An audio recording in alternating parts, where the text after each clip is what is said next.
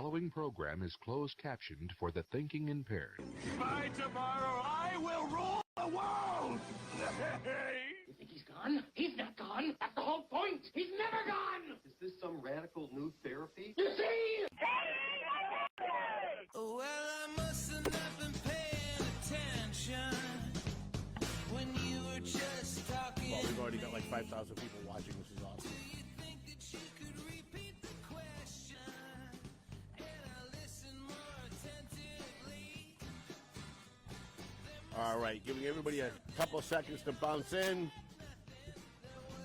All right, intern girl, you got me over there? Can you hear me out there, intern girl? I can hear you. Yep, I gotcha. All right, let's get this show on the road. Hi, how you guys doing? My name's Tom Duggan here with the Paying Attention Podcast. High atop the Golden Seal Apothecary, which I think they're going out of business. Everything downstairs was empty, or either they're restocking their shelves. So we're going to give them a free shout out anyway here at the NCAM Studios. I want to thank Nick Maxwell and Brian Frazier and my buddy Bill and everybody here at the NCAM Studios. Tonight we've got a really good treat for you guys. We have a debate in the At-Large City Council race.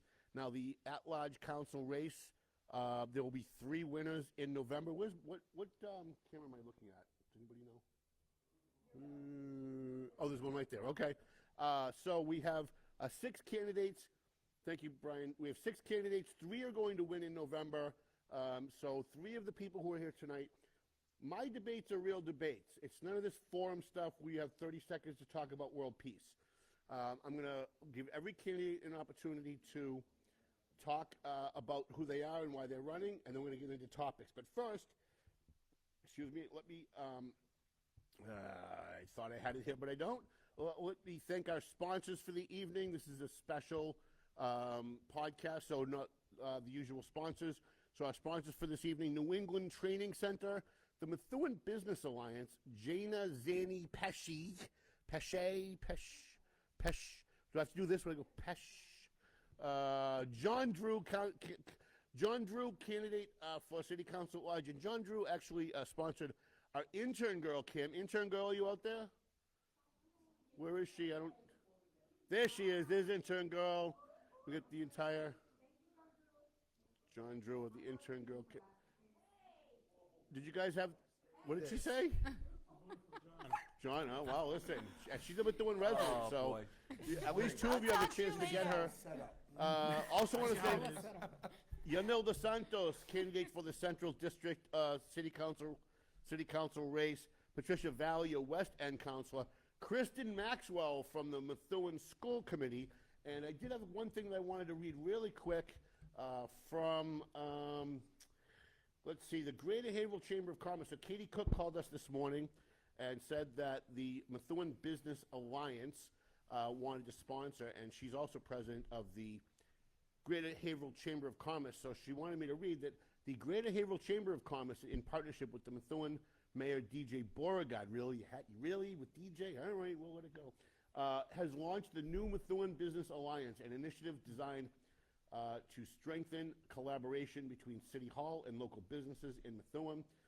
Chamber President Katie Cook says the Alliance will host events and programs to connect business owners, foster community partnership, and support economic growth with Methuen as a focus. An informational session will be held November 20th, where all local business owners are invited to attend and learn more on how you can get involved. I lost that last sentence. If you're interested, go to haverhillchamber.com. So Katie Cook is the head of the Haverhill Chamber of Commerce. She's also starting a Methuen Business Alliance with the mayor and some businesses, so we appreciate her sponsorship as well.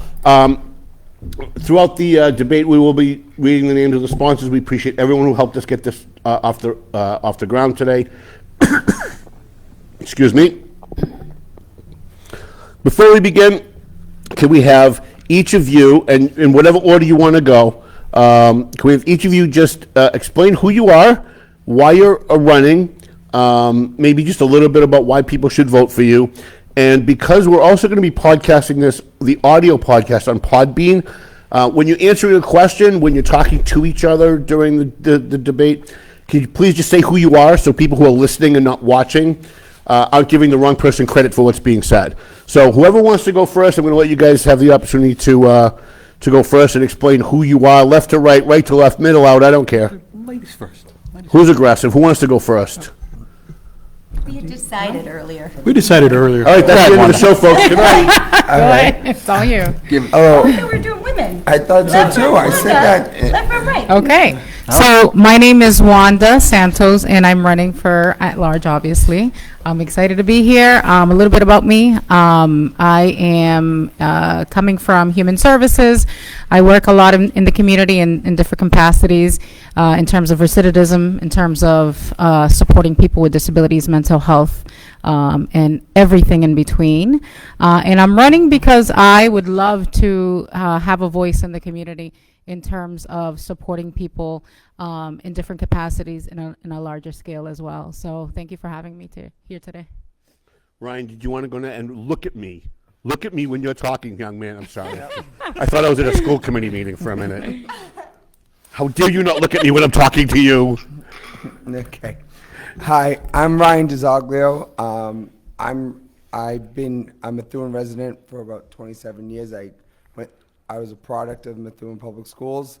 I ended up going to UMass Amherst, where I learned to be in political science and history.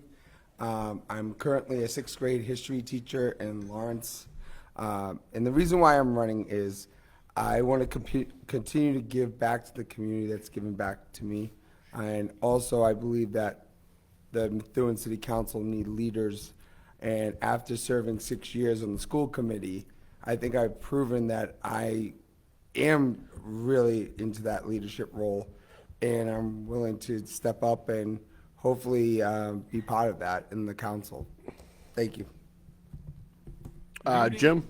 Thank you. Good evening, James Sarcione. I'm a 4th generation Methuenite. I have extensive business experience in Fortune 500 companies, as well as a successful entrepreneur. Basically, I'm running to play a role in how our tax dollars are allocated, and specifically to advocate no increases in residential property tax as well. All right. Well, who wants to go next? I will Jana go. Zanni Pesce. First, how do you say the name? You should know this, Tom. How long have I known you for? It's too It's long. Jana Zanni Pesce. I am a current city councilor at large. It's not Pesce. It's not Pescerino. We hear sometimes. It's Jana Zanni Pesce. I am a lifelong Methuen resident. I lived in the west end of Methuen, and now I live in the east end with my family, my husband Vinny, my 2 sons, Enzo and Stevie, and my little girl Aria. I am an attorney. I am a small business owner. I am a homeowner. I am a taxpayer. I'm a mom. I am running because you will not find anyone who is more vested and has a more invested upbringing in this community. So I am up for re-election, and I will let Frank go next. Oh, thank you. Good evening, everyone. My name is Francisco Surilllo. I am a current sitting city councilor at large with my colleague to my left. I am the Economic Development Director for the City of Lawrence. I am the chairman of the Methuen Housing Authority. I am also on the planning board and committees for the Workforce Investment Board. One of the biggest things, I hold 2 masters, one in Masters in Science and Organizational Management and Leadership, a Master's in Education and Mental Health Counseling, as well as former member of the school committee for the district committee for the Greater Lawrence Technical School, and the first person from Methuen to hold the chairship in that committee in over 36 years. I am running for this because one of the biggest things, and I want to say this and be clear about this, I have an agenda. And that agenda is to make Methuen the jewel of the, not just the Merrimack Valley, but of the Commonwealth, to rival even Boston and Worcester. So we want to make sure that we invested in our public safety as well as our schools, and make sure that we are financially responsible. John. All right, I'll give it a shot. All right. Thank you, Tom, for having us. Thank you guys for coming out and having a good race so far.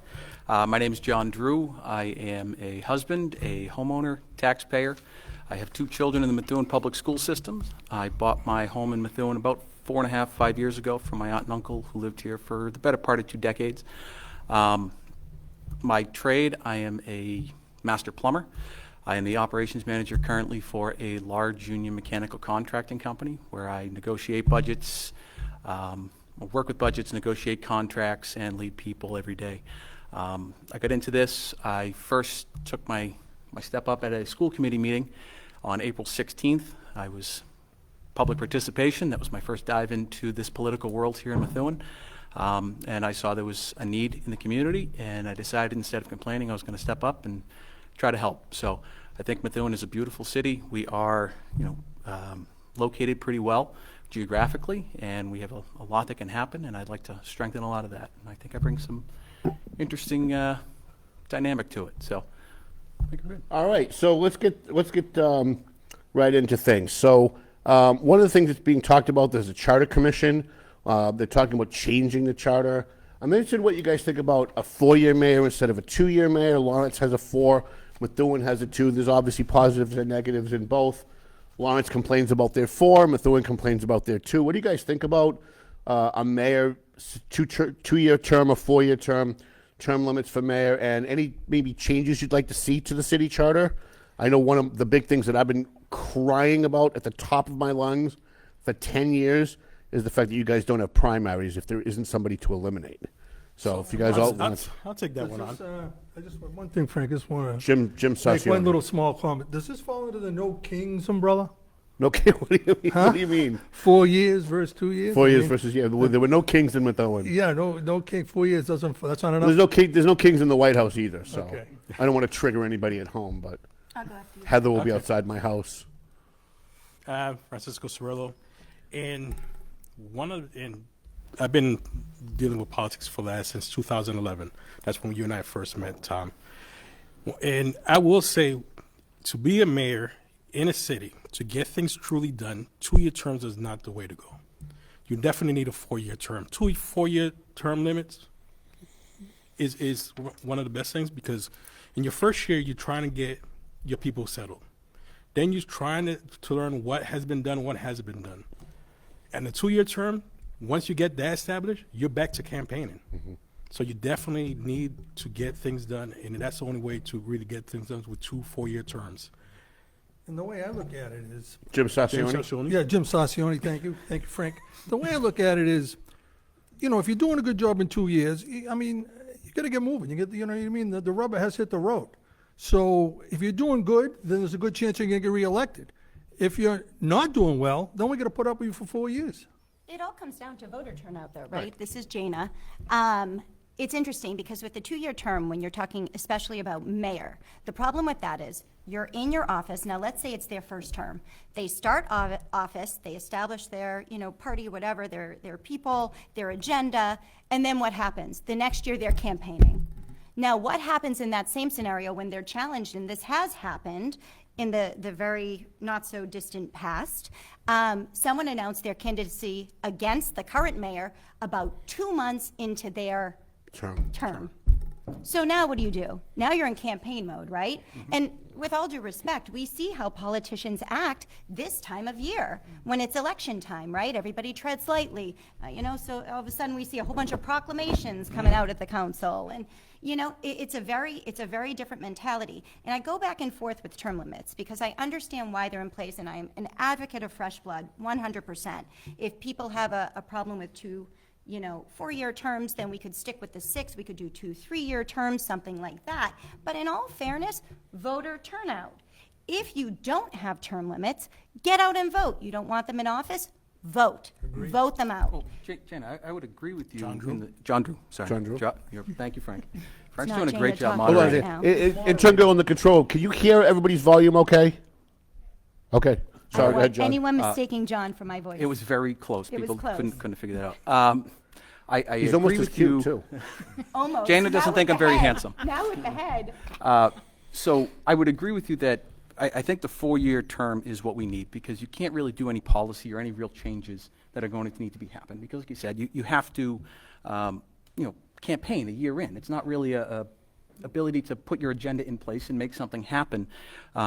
If you get a council that doesn't want to work with you, if you have people that just want to roadblock you, you're not going to accomplish anything. On the 3-year term, you really can't do that, because that becomes on a state level. You have, now you start getting into that state level side of it, so it has to be on that even year, the 2 or 4. So I would agree with the 4-year and having a 2-term limit to it. I think an 8-year mayor is probably pretty good. I think we saw in Haverhill, they had a mayor for 35 years. Forever. Now, would you allow anything, because I've thought about this before, so like right now, let's say with the school committee, Yeah. we have, you can run 6 years, take 2 years off, and then go again. No, Would you support that for I mayor think as once you well? become the chief executive officer of the city, I think you're done. You shouldn't be able to come back and become mayor again. I think we've seen your vision at that point. You're garnering So you want to put a power. lifetime ban after the 8 years, you too?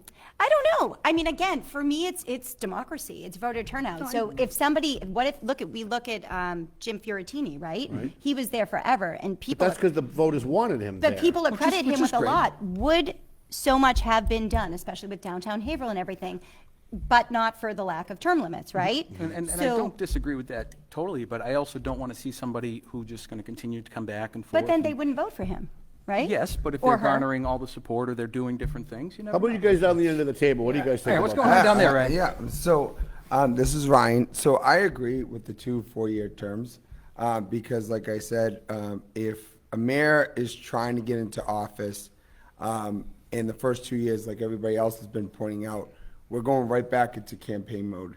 I do, however, city council and school committee should remain at 2 years, because at least it gets people wanting to run for office and maybe potentially run for mayor.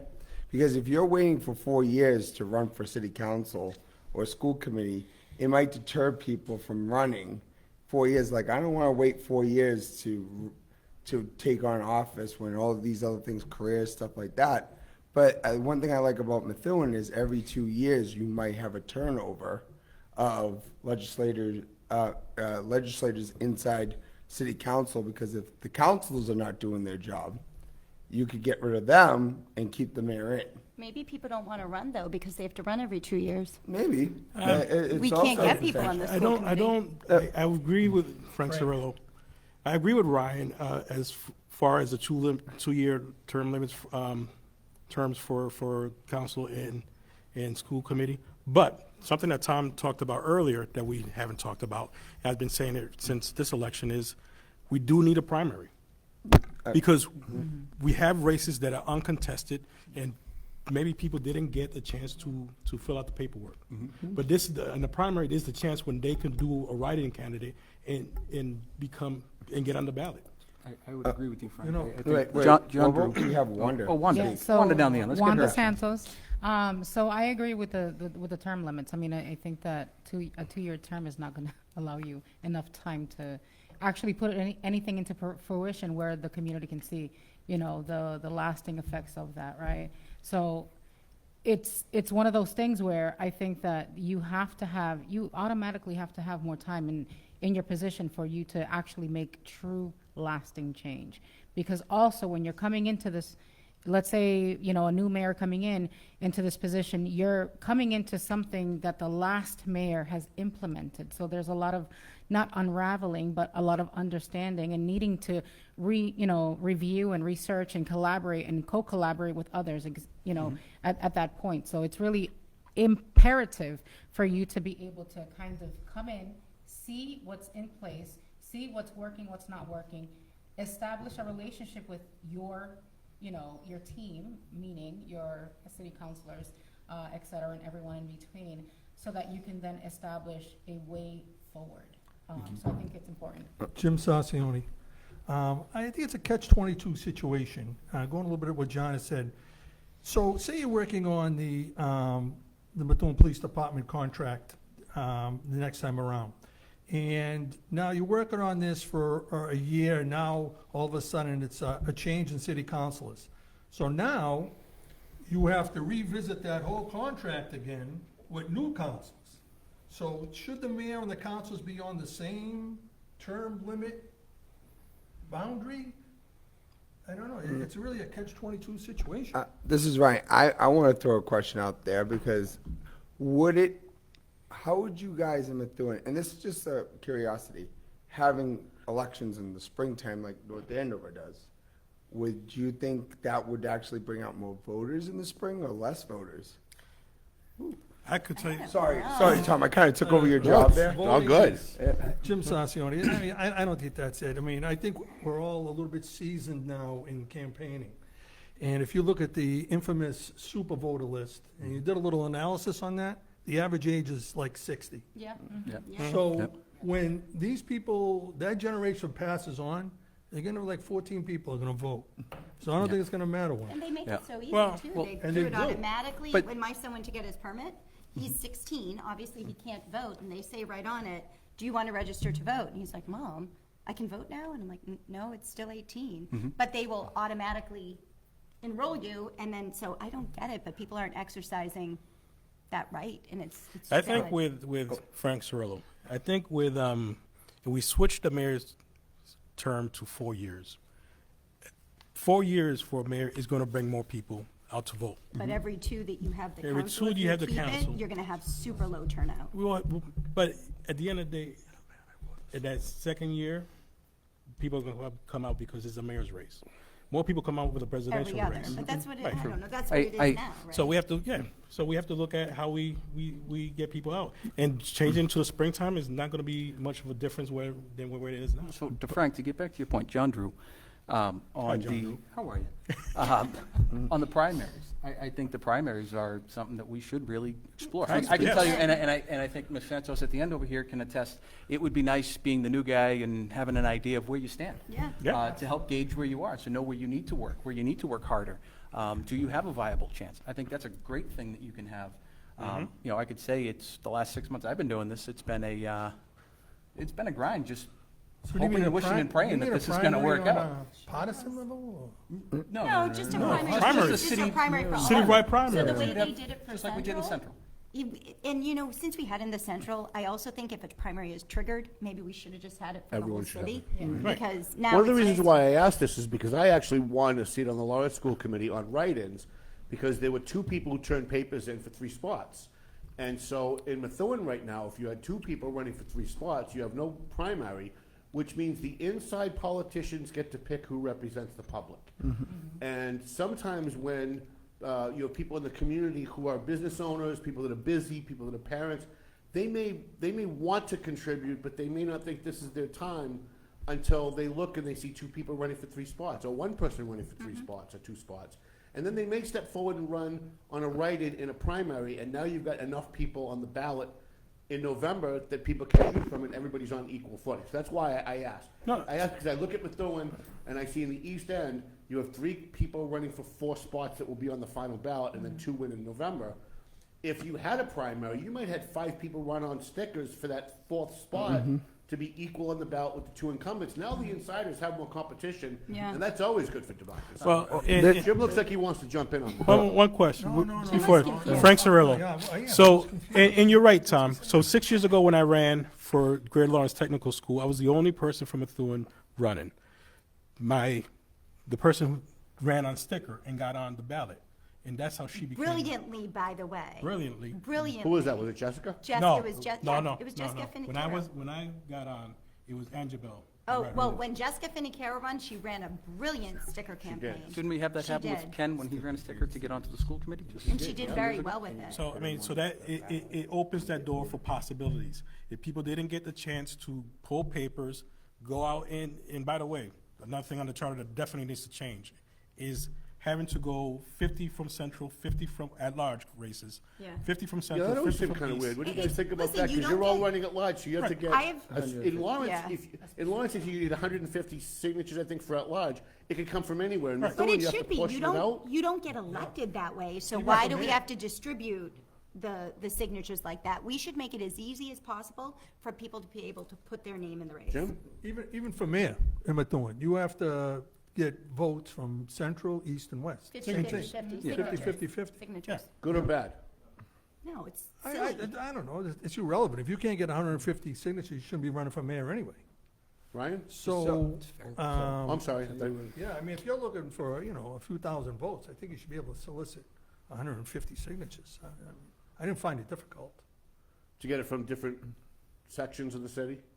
Yeah, had to. Okay. Yep. Tom, I was the new guy, John Drew. I was the new guy, and I brought in 3.5 times the amount of signatures in every district. Like, it's not that difficult to do. How many signatures did you need? 150, and I think I brought in 500. Not that it's difficult. It's not that it's difficult, Yeah. but at the end of the day, you're not getting elected because you got so many more in each district from other than the other. Yeah, you could win in November by just winning the West. You could win one Tom, huge yeah. section of town. Not only that, as a resident, I can sign every single person's here's papers. Right. You're not obligated to sign one person. Wanda, you've been very quiet down the end, and I'm gonna get to He Ryan. really wants to go, so. Okay, Ryan. No, they want to go first. They're Okay. just way too nice to each other. We're gonna break them up. So I just wanted to add to Wanda Santos.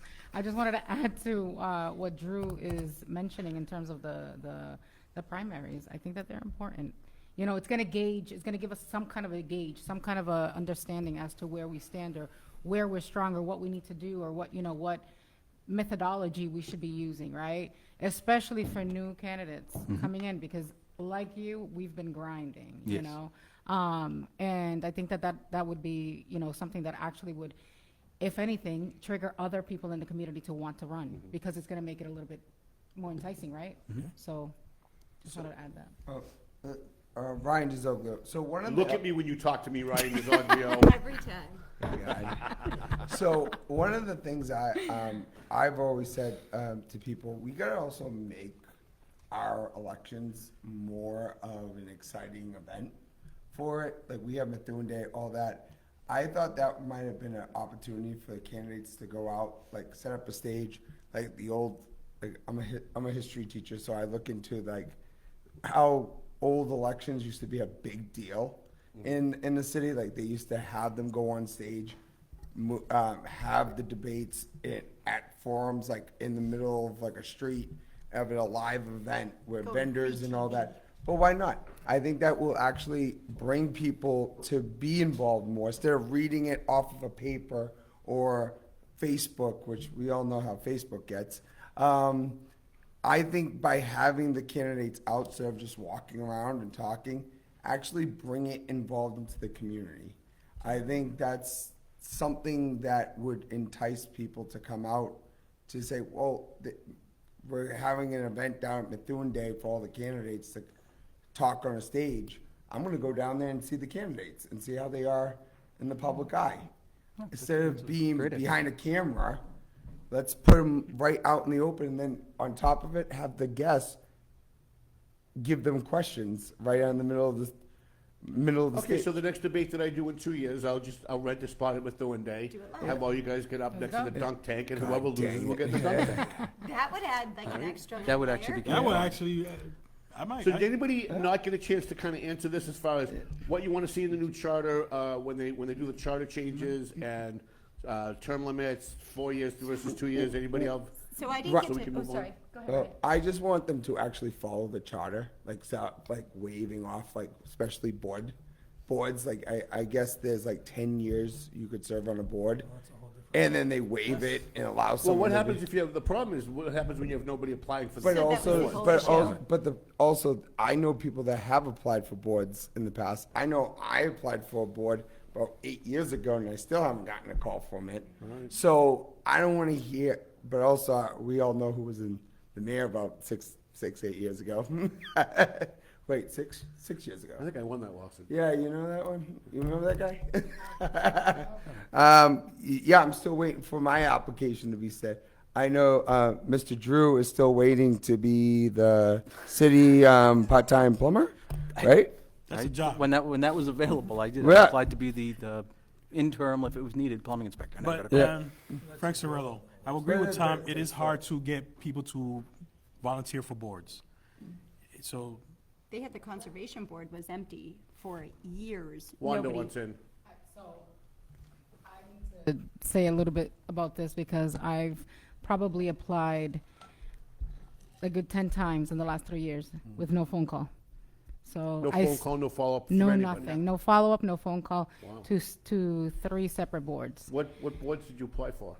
Just everything I do for work in terms of disabilities and things like that. So, All right, we're wrapping this up. Go ahead, Ryan. Yeah, but on top of that, if all of a sudden, just say those boards weren't available, they should have called her back Absolutely. and said, hey, listen, 100%. we don't have this board for you, but we have a position for this board. Yeah, that you didn't apply Absolutely. for. You're gonna apply for it. The problem is Methuen doesn't do that. Engagement They with the don't. people. They don't allow, they like to keep people in certain spots for the longest time, and they find excuses for keeping them But, in those spots. Frank Cirillo, and sorry, Tom, I'm going to close Yeah, on go this. ahead. See that? We gotta. So one of the things is you got to also remember, the council confirms who gets sent, but is the mayor's office who makes the appointments. So whoever's in office at the time is making those determinations, and that's the unfortunate part. so Wanda Santos again here. I think that Yes, Wanda Santos over here.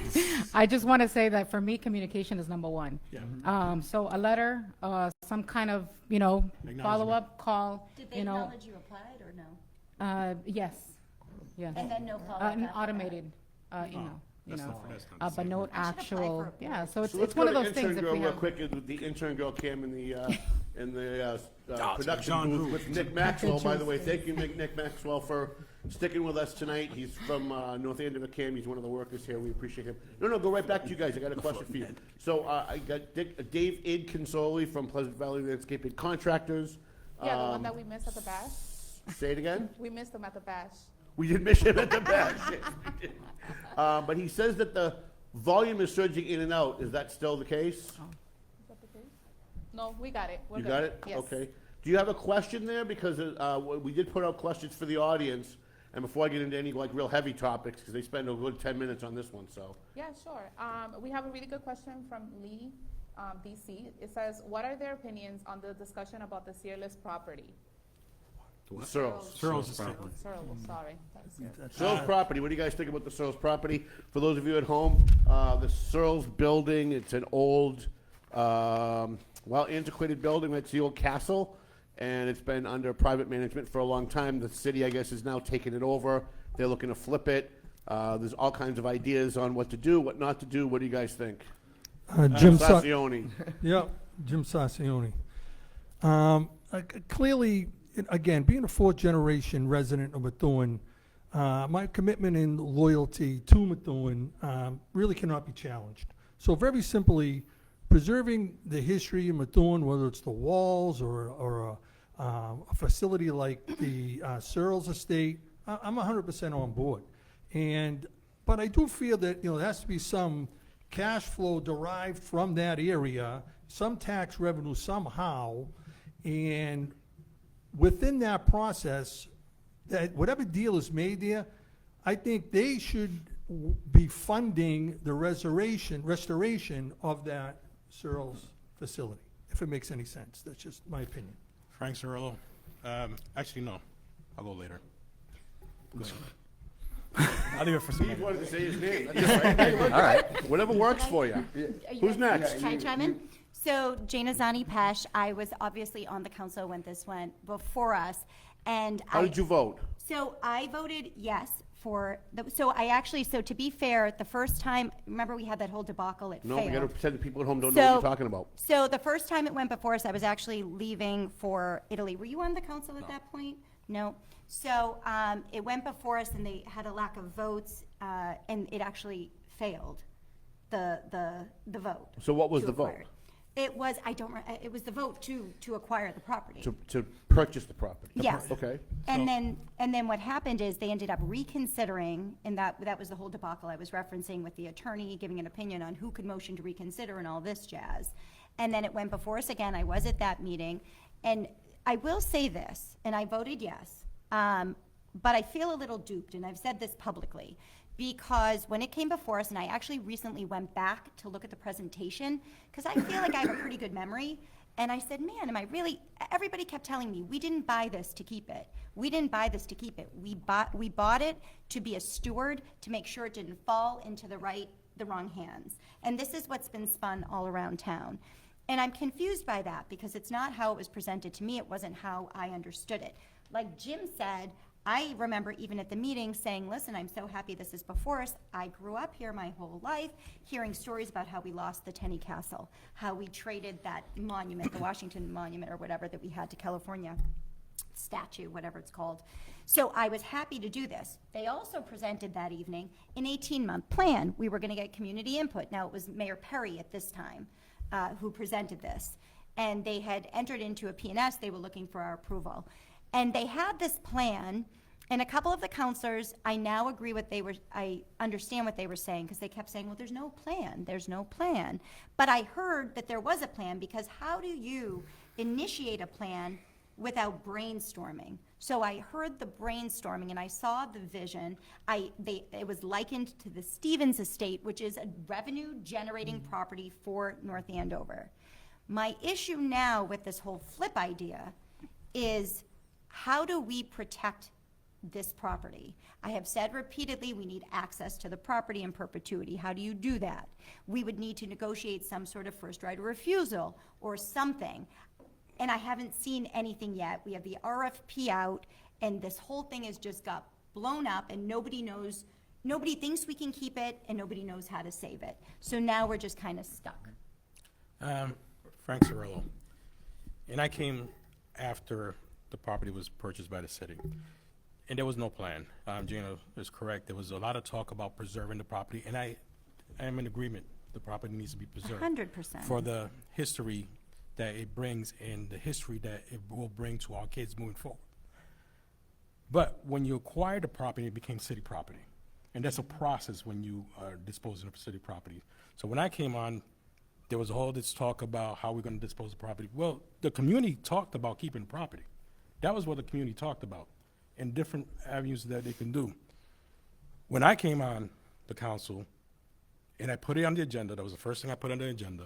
I didn't ask anybody to co-sponsor with me, because I wanted to know what the process was that they were going to use. Because I'm certified from the OIG's office on acquisition and disposition of properties. That's what I do for a living, on day in, day out basis as well. And any property that's 2,500 square feet, when you're going to dispose of it, it has to go be put on the central register. Any property that's $35,000 and up automatically goes through an RFP process. So when I was talking about this at the council, and talking about this, it became foreign language. And if we're doing this, the council shouldn't have been, for the first time, hearing of a declaration of surplus, or the fact that they get to put conditions on as when they're declaring surplus. So these are the things that I was seeing as an error coming in. Because when I'm making a recommendation of acquiring a property, I know that we have to, if it's a building on it, I know that we have to put insurance on it. I know that we have to maintain it. I know that we have to put a fire watch. I know that we, depending on the building, we have to put public safety, police involvement. And none of that was stuff that was presented to the council when they were acquiring the property. Well, a little bit of it. A little bit of it was, but like police presence and yeah, cameras. but it was not something that I saw when I was looking at any of the things. So now, yeah, we're acquiring a debt, but there is huge possibilities with the property. We could put venues there, clean up, acquire, get grants from historical parks. So you're in favor of the city keeping the property? I'm the only one saying we should keep it. I would love to keep But it. we did, but It just needed to be revenue generating. Exactly, and it's generate revenue. Ryan looks like he's trying to get in. Yeah, so I totally agree with what everybody's talking about. Again, I'm going to give credit to my girlfriend. My girlfriend comes from Centipede, New Hampshire, and where they have properties like this up there, where in the middle of winter they have ice skating on that pond that's right out there. They have vendors. I think it's called the Winter Classic up there. My girlfriend's in the audience. What is it? Winter Carnival. You could probably put a little carnival there. A venue for weddings. And I get it. These are all ideas down the road because you have to get it up to ADA compliance. You have to do all these things. But what you need is also a group of people with imagination. And I think that's the problem with Methuen that lacks is an imagination. And funding. But you know what? But but what happens is you get the right people to apply for grants. You guys are all saying it, and I get it. We don't have, this is not the old rich town that we have where we could pop donors and give millions of dollars to reserve. But if you really, this is what makes me, what's the word, arrogant in a way, saying if you really truly believe in it, you can accomplish it. And also the constituents want it in Methuen. And as counselors and as elected officials, and I get it, I don't want to put the city into a bankruptcy either of spending millions and millions of dollars on a property that we're not generating revenue, but at least try. At least, and I feel like it was, we had this plan because my girlfriend and I sat there when they were presenting it, but at the same time it was like, I don't think they do. And then 18 months. It was supposed to be 18 months. It hasn't even been 18 months. Yeah. And we haven't seen anything. Wanda, you want in on this? Wanda Santos. I just recently toured the estate. One of several times that I've toured it, and I believe that we need to preserve it as much as possible. We need to be able to preserve this property. It's a beautiful property. It's a historic property. There's so much history there. I also am very fiscally responsible when it comes to any project that that I have to partake in, or I'm semi-responsible for, or speaking for or against. So I understand that, but my motto in life is always, when there's a will, there's a way. There has to be leadership. There has to be someone that takes it on and takes on this project to a certain capacity where they're leading the project, because I feel like right now everyone's kind of just trying to, do the best that they can. Do you want the city to keep it and manage it and run it, or do you want the city to turn it over to someone that can do that? I feel like someone needs to interject. Someone needs to be in the position, a third party, in the position to get everyone in the same room, or get certain people in the same room to be able to come up with a plan. Yeah, Jim Sarcione. How's that, Wanda? Yes. Okay. So, I mean, you She's gotta so make quiet it, today. you gotta incentivize someone in the private sector to come in there and not only rehabilitate that and preserve that piece of history, but it has to be worthwhile for them. So you can't have, you can't have it both ways. So there can't be there has to be some sort of limitations, don't get me wrong. But you have to make it, you have to present it in a way for a win-win situation without the money coming from the taxpayers, which we're burning cash right now, just maintaining. Jump in on that? Yeah, John. All yours, Johnny. I wasn't trying to be quiet. I was trying to be polite. So I think that the Surill's is a beautiful building. I toured it like Wanda did. I toured with Frank. Frank and we actually hosted a tour. That was pretty fun. We actually gave the tours. Yes, it was great. We were tour guides.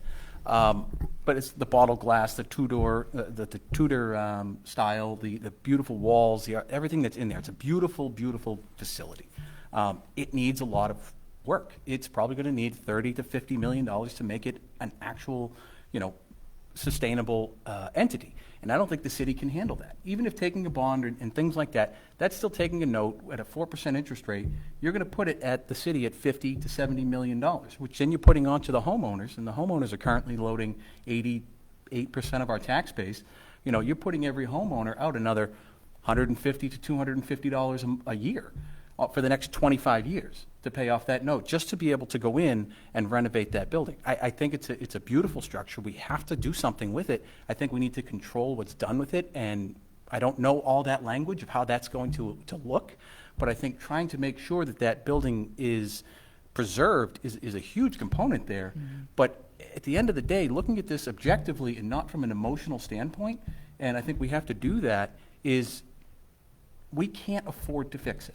We can't afford to put that building where it needs to be to get to a point that is revenue generating. That's why a third party is required. Yeah. There's no doubt about it, John. I'm going to jump in, Frank Surilllo. Anybody think, before you do, does anybody think it was a mistake to buy it? No.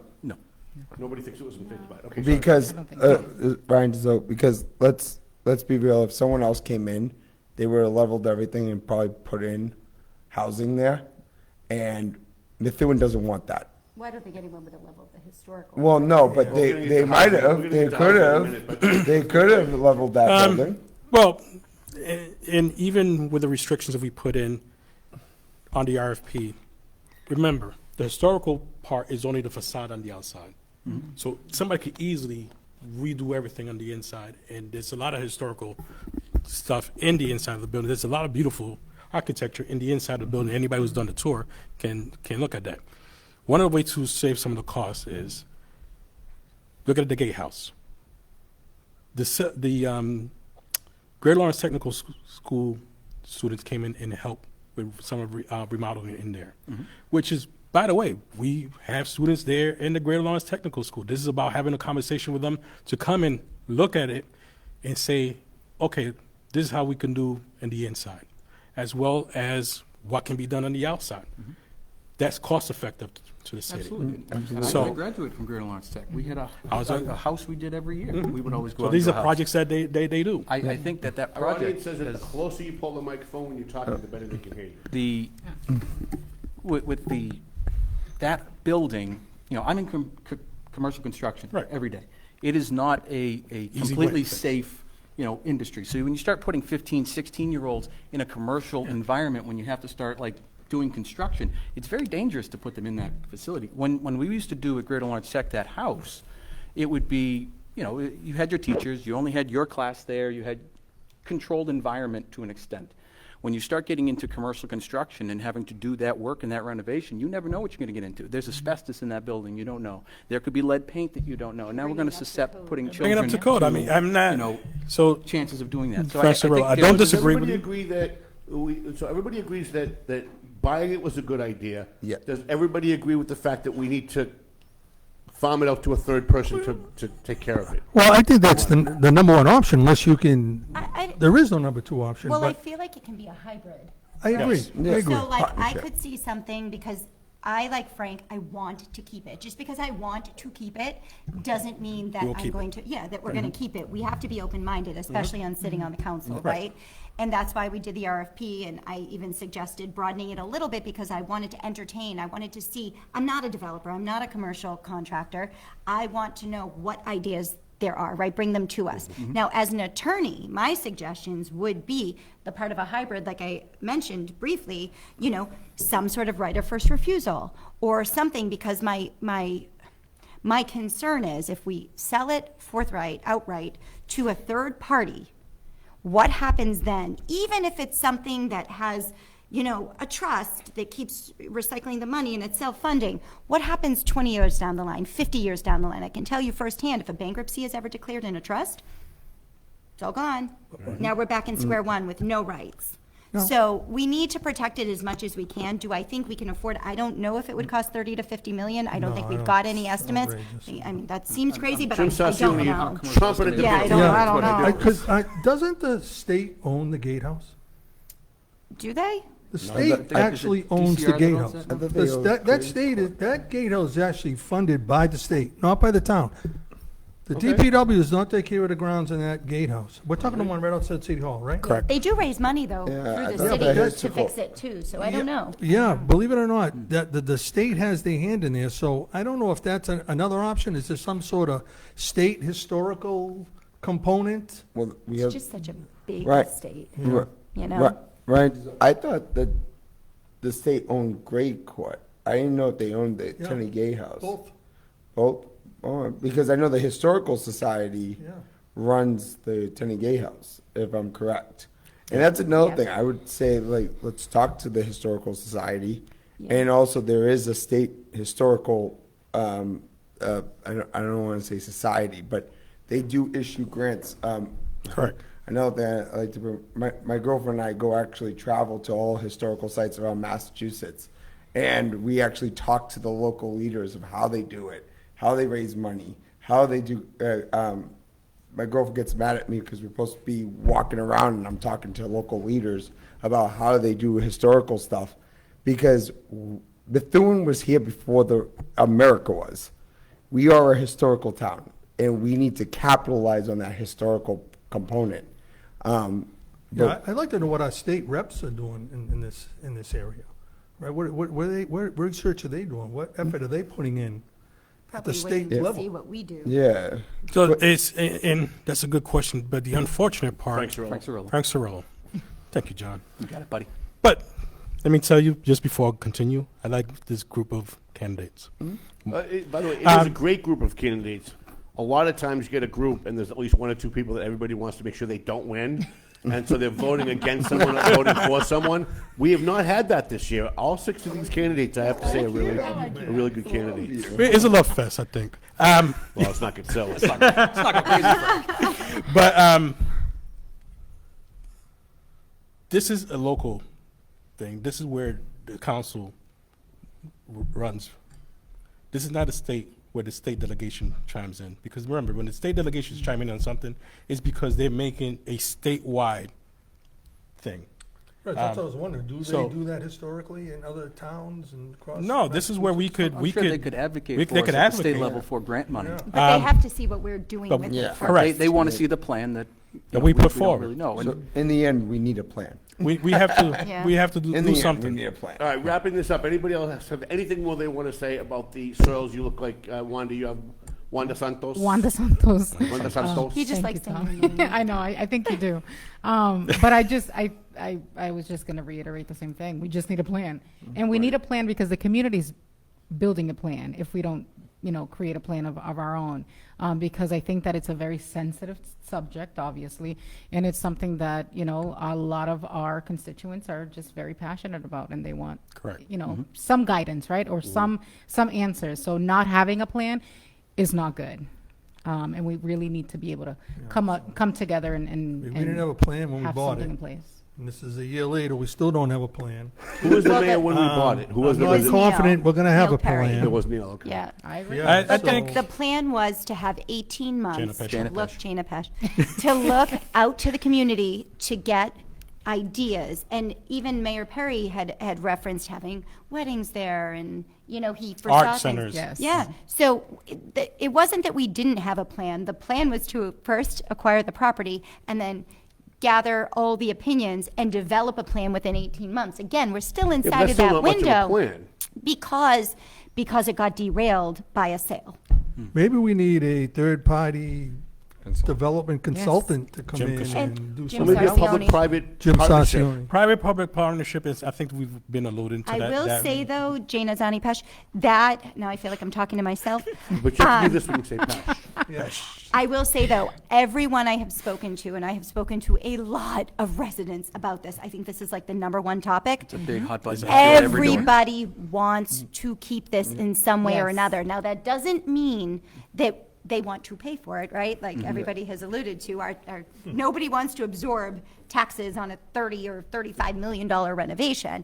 But we need to figure out some sort of hybrid, some way for us to have access, have the enjoyment of this property, and still not bear the, tax burden of the maintenance. All right, I want to thank our sponsors, New England Training Center, where you can get your get your classes to get your gun permit.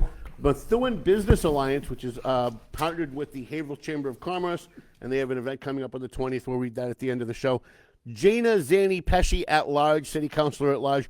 John Drew At-Large with the Intern Girl camera. Intern Girl, you back there somewhere? I gotta see the With head the Intern again. Girl camera? Where's the Intern Girl cam? There it is, the Intern Girl cam, sponsored So by jealous. I'm John so Drew, City jealous. Council At-Large. What did you say, Intern Girl? You have 2 interns today. We have Two like interns. 2. Well, yeah, but Hey. he's an actual, total expert, though, Nick. He Oh, can't I'm even. not? Emoji. Well, you're Intern Girl. What is that I want supposed a to mean? Well, you're an expert on me. He's an expert on that. I'm going to start using your head as an All emoji. right.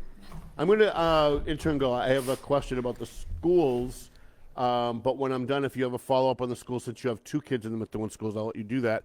My next question, one of the things that, as a former school board member in Lawrence myself, one of the things that frustrates me is watching every community in the Merrimack Valley, probably around the country, but I don't watch all those. The city council has to pass the school budget, but nobody ever ties the money that they allocate to performance. So we see in Methuen, year after year after year, kids not being able to read at grade level, and those numbers spike every year. The number of kids that can't do math at grade level, those numbers spike every year. The number of kids that can't get into 4-year colleges, the number of kids that do get into a 4-year college but drop out in the first 2 years. Those numbers spike. They go up every single year, and yet every year you guys give them more. Every year they come before the city council, they ask for more money, they put kids up in front to say, I love my teacher, Mrs. Jones, she's the best, and she saved my life because she taught me music, and now I love school. But they never come to the table with benchmarks, they never come to the table with goals, and you guys, not you guys, but the city council, the current city council, and all the previous city councils, vote to give them more money every year without ever tying it to academic excellence, bookmarks, and goals. What do you guys think about all that, and what do you think about the way we fund our schools? Oh, boy. Want me to go first again? You want to go first, or want me to go first? Or Ryan, do you want to go first? I don't think I even like the I think we could go. Jim Sarcione. Why break the record? Anybody, by the way, before we start, anybody here get endorsed by the teachers union? I did. You got endorsed by the teachers union, and you got endorsed, and Ryan. So Ryan, Jana, and John. Okay. Yeah. I expect your answers to pander to. Tom, who did? Can you guys say who got endorsed? Yeah, it was John Drew, Jana Ryan Zanni Dizoglio. Pesce, and Ryan Dizoglio. All right, who wants to go first? Sorry. Okay, so James Sarcione. So as everybody realizes, the school budget is over 50% of our tax levy, right? And to give a simple analogy is when you decide to buy a car or buy a house, where do you put more thought? What more factors to consider, right? Obviously, buying a house is your business expense of your lifetime. Well, the city has to treat the school budget in the same fashion, right? It has to be scrutinized. Now, does it necessarily mean cutting the school budget? No. Does it mean maybe repurposing, reallocating funds from one area to another, maybe consolidating some redundant services across other departments, and maybe funnel that money more to teachers, maybe to improve the statistics you're talking about? I mean, one of the biggest problems we have right now, because we have a shortage of teachers, is our teacher to student class ratio. It's way above the norm. So maybe that, has a role in it. But, you can't always 100% blame the school, right? I mean, Why not? what about parenting, right? Are you making sure your kids do their homework when they come home? Yes. I mean, Yes. That's what they should it's going to be a combination of things. I mean, I'm a 100% statistics guy. I used to, when I was running in that special election, went to the school committee meetings.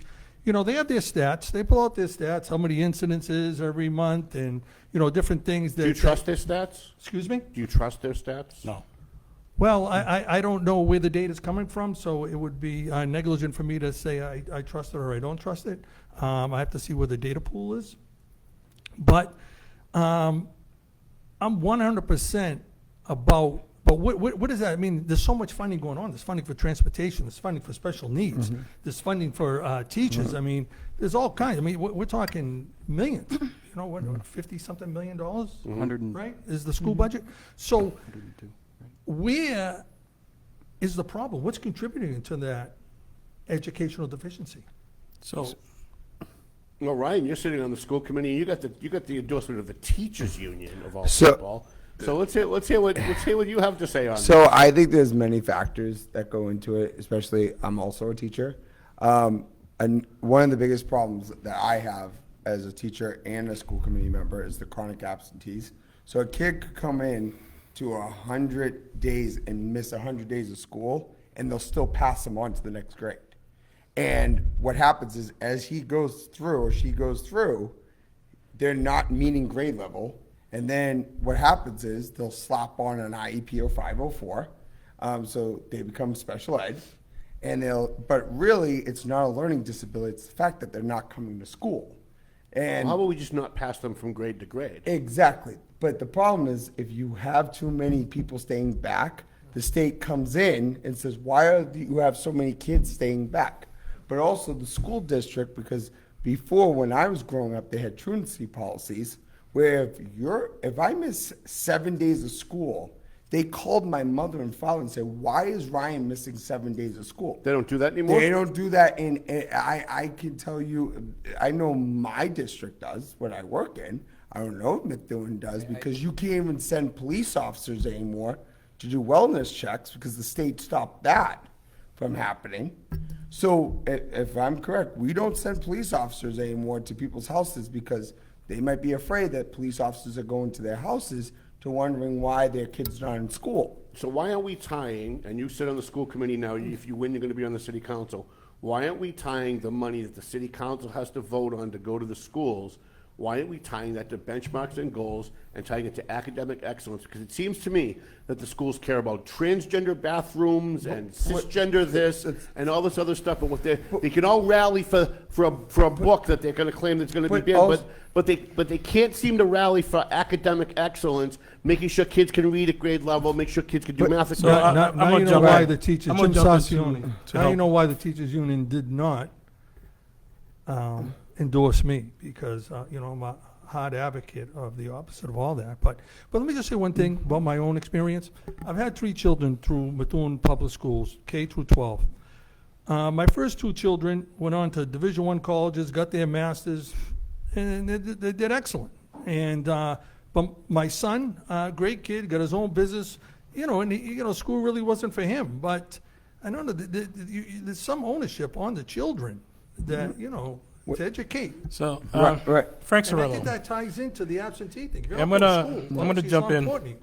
Thank you, Jim. I'm gonna Sorry, jump in Frank. because I'll get back to both of you. I know you both have more to say. like Jim, I had 3 kids that went through my 3 youngest went through Methuen Public Schools. I got 2 grandkids currently in Methuen Public Schools. Both of them with IEPs, not being met for the last several years.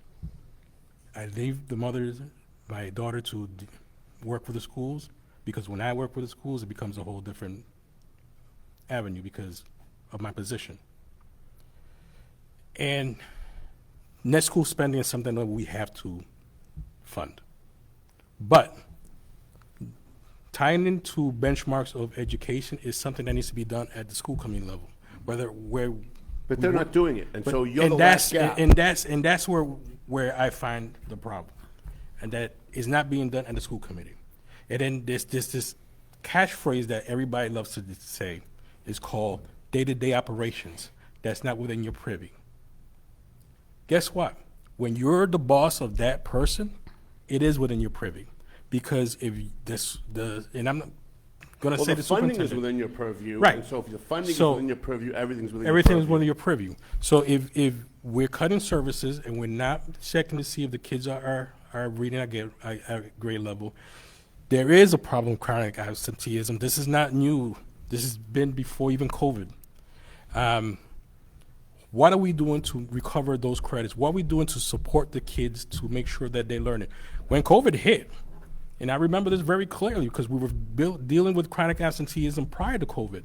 I sat at a meeting as a member of the Governor Latino Advisory Committee when the Commissioner of Education came before us to give us his presentation of how schools are working. The first thing I did when they gave me the opportunity to ask was like, so we had a problem with chronic absenteeism before COVID. I'm aware of several school districts right now that are not taking attendance. I'm aware of one school district where 13 kids are not accounted for. So if we have that problem, Totally unaccounted for. totally unaccounted for. So what are we doing to preserve that? What are we doing to make sure that the kids are getting what they need? What are we doing at this level? The only power you have is the budget. That's why I tied it to the budget. And this is where it ties in. What we talking about the budget and everything. And I remember, Jana, we sat there when we were being blamed for a budget we still hadn't seen, because we'll wait till it comes to us and then we'll go over every detail. And the first thing I said is, if you're bringing me a budget that's not balanced at your level, and you're not bringing things before us that's correct, the first thing you might get from me is calling a vote of no confidence on your leadership. Which, then at the next meeting, I got a lot of hate mail or calls saying that I'm unfair. Seems like the audit agreed with you, though. Can I chime in? Go ahead. Are you all set? No, but. No, finish then. No. Oh, they're so nice. Listen, I work with her, so. Well, I didn't know when he was going to stop, but. But these are the things we have to look at, and yes, we have to start holding people accountable. We have to make sure that the services in the schools are where they need to be, because when we were going to reopen in GLTS, the first thing I did was sat with the superintendent and looked at the attendance rate as well as the failure rates. Because when we want to make sure that we put a plan in place where we're going to bring in the kids that needed the more support. That means it went through a hybrid process. That means the kids that came Monday and Tuesday that still needed support had to come in on Wednesdays. The kids that were coming on Thursdays and Fridays that still needed support had to come in on Wednesdays to make sure that their needs were being met. So it falls on leadership to make sure that these processes are in place. When a curriculum changes, it takes 2 to 3 years to find results. But the results are shown, and the audit showed perfectly that nothing was being done correctly. Right. So let me bring you back to 2017, right?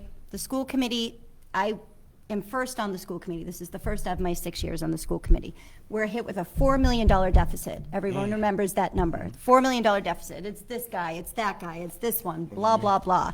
We did a financial audit. And I actually came on your show, Tom, I think, because nobody was reading this financial audit. And I was like screaming from everywhere. Why? Because it wasn't what they said it was.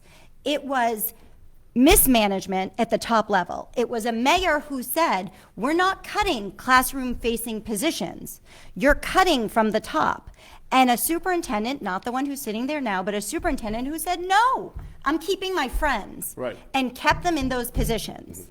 Okay? That was $4 million.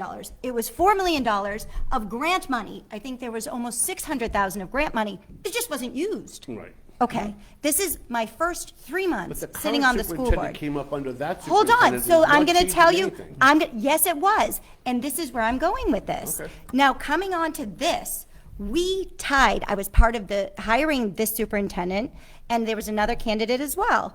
We tied performance into her contract. So the school committee that Ryan's on now, at some point from when I left, got rid of those ties. We tied it to performance for MCAS testing. We tied it to performance for literacy. They got rid of that in the new contract. So it was there. At some point, I don't know what happened.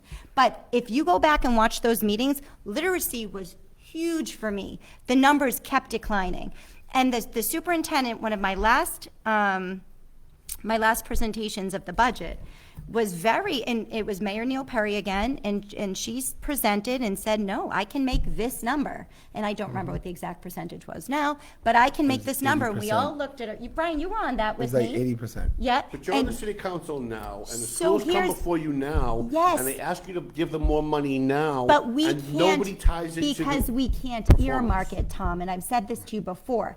The problem You can is. vote no. We can vote no, and then we give them more money, and they have complete autonomy as to where it goes. I believe in separation of powers. When I sat on the school committee, I did not like getting usurped by the council, particularly There is Joel no Ferretra separation at of that powers. time. The council has the legal duty to vote on the school budget, vote up or down. So it's not a separation of powers. You actually have the power But to say we no to the cannot school. earmark The where the council gives you more funding money until you goes. can increase test scores. But the council doesn't get a budget that is line item budget. No. And they don't have the say over how it's going to be. So the You lane can of the demand you to council. vote, you can vote no until you can- get one. Right, This is but what I'm even saying. at that- Everyone But that's pretends- school committee. Everyone in You this can business still pretends vote, that nobody Tom. has any power, but you all have the power to vote You no. absolutely have the power to vote no, but if you can't, you're not allowed to allocate how that money goes. So you can vote no 1,000 times and keep driving down that number. At the end of the day, the power of that ends with the school committee, and it ends with the superintendent of how that money's going to be allocated.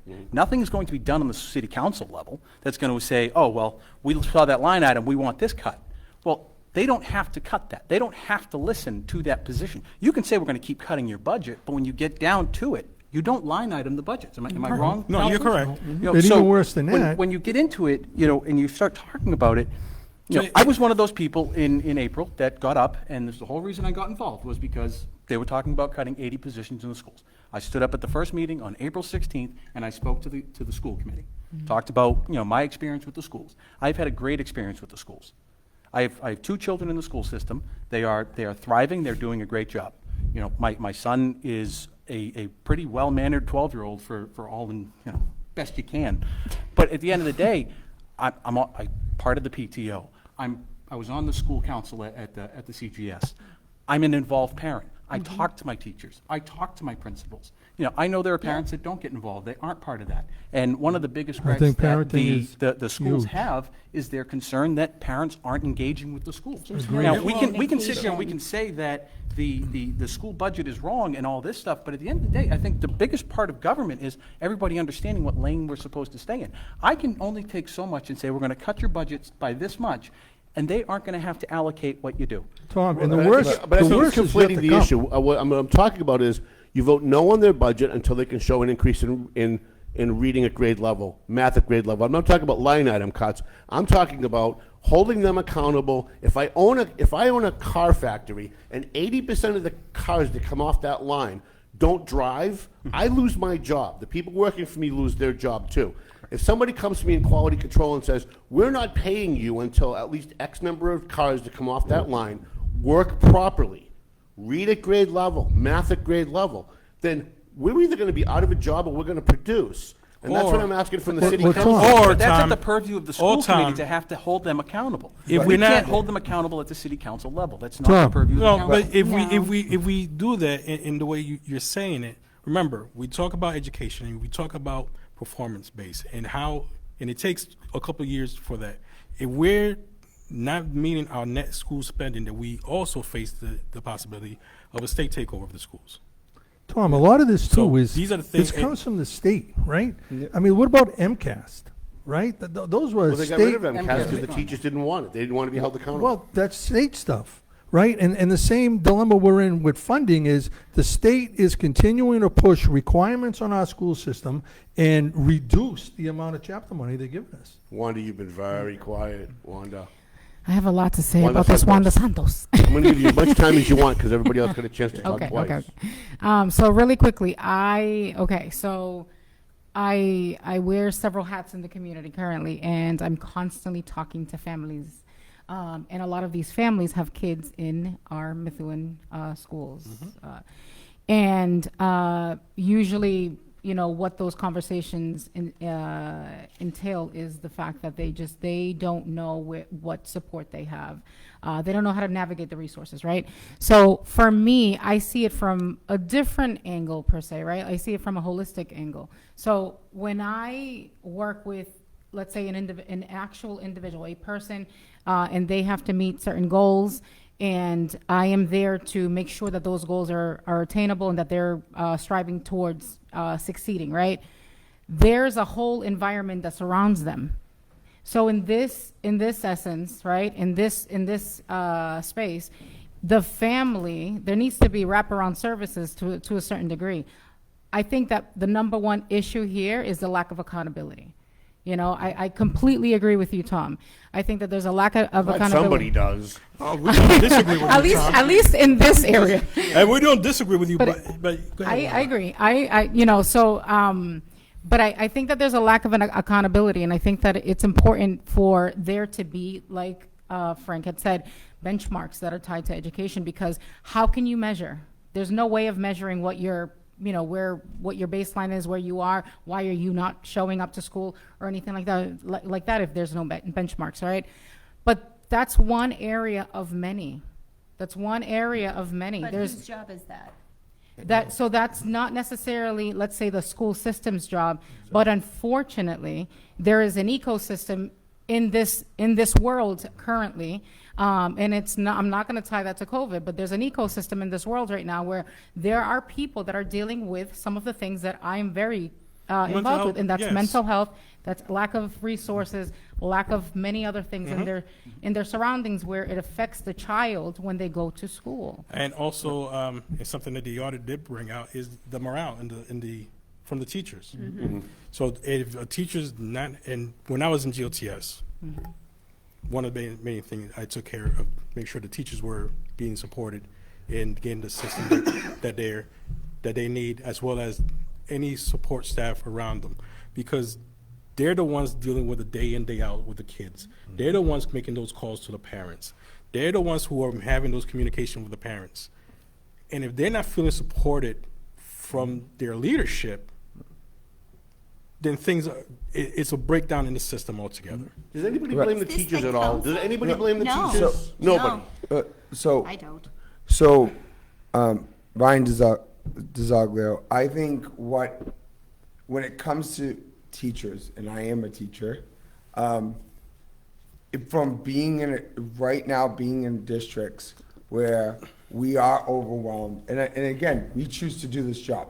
We choose to do it, but however, luckily I have one of the best admin ever. They have my back. When I need them, they are there to provide as much support for me as possible.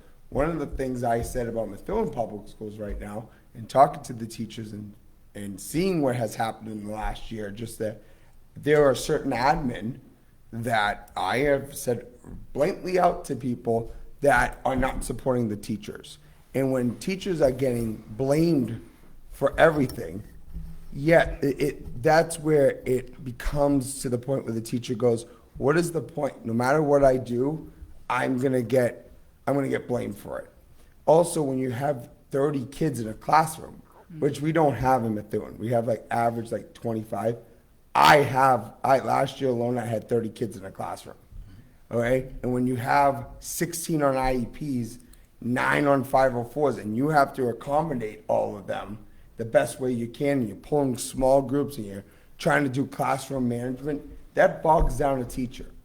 And I'm just saying that we're blaming teachers. We're being told from the state how to teach, which again, nobody holds the state accountable. And okay, that's the problem. As an educator, I'm telling you, the state needs to let schools run their schools and not be afraid if we discipline a kid. That's a whole You have different a teacher sitting in front of a classroom for an entire year. They have a job to teach, whether it's math, literature, whatever, and the majority of those kids can't read at grade level. They can't pass the MCAS test, which is why we got rid of it. And nobody wants to put any blame on the teachers. No. It's everybody else's fault. But imagine that, though, you get rid of a test that actually did what we're talking about. Right. But also the test Makes no sense. But the test didn't entirely do. We need No, the test didn't do, and I'm sorry.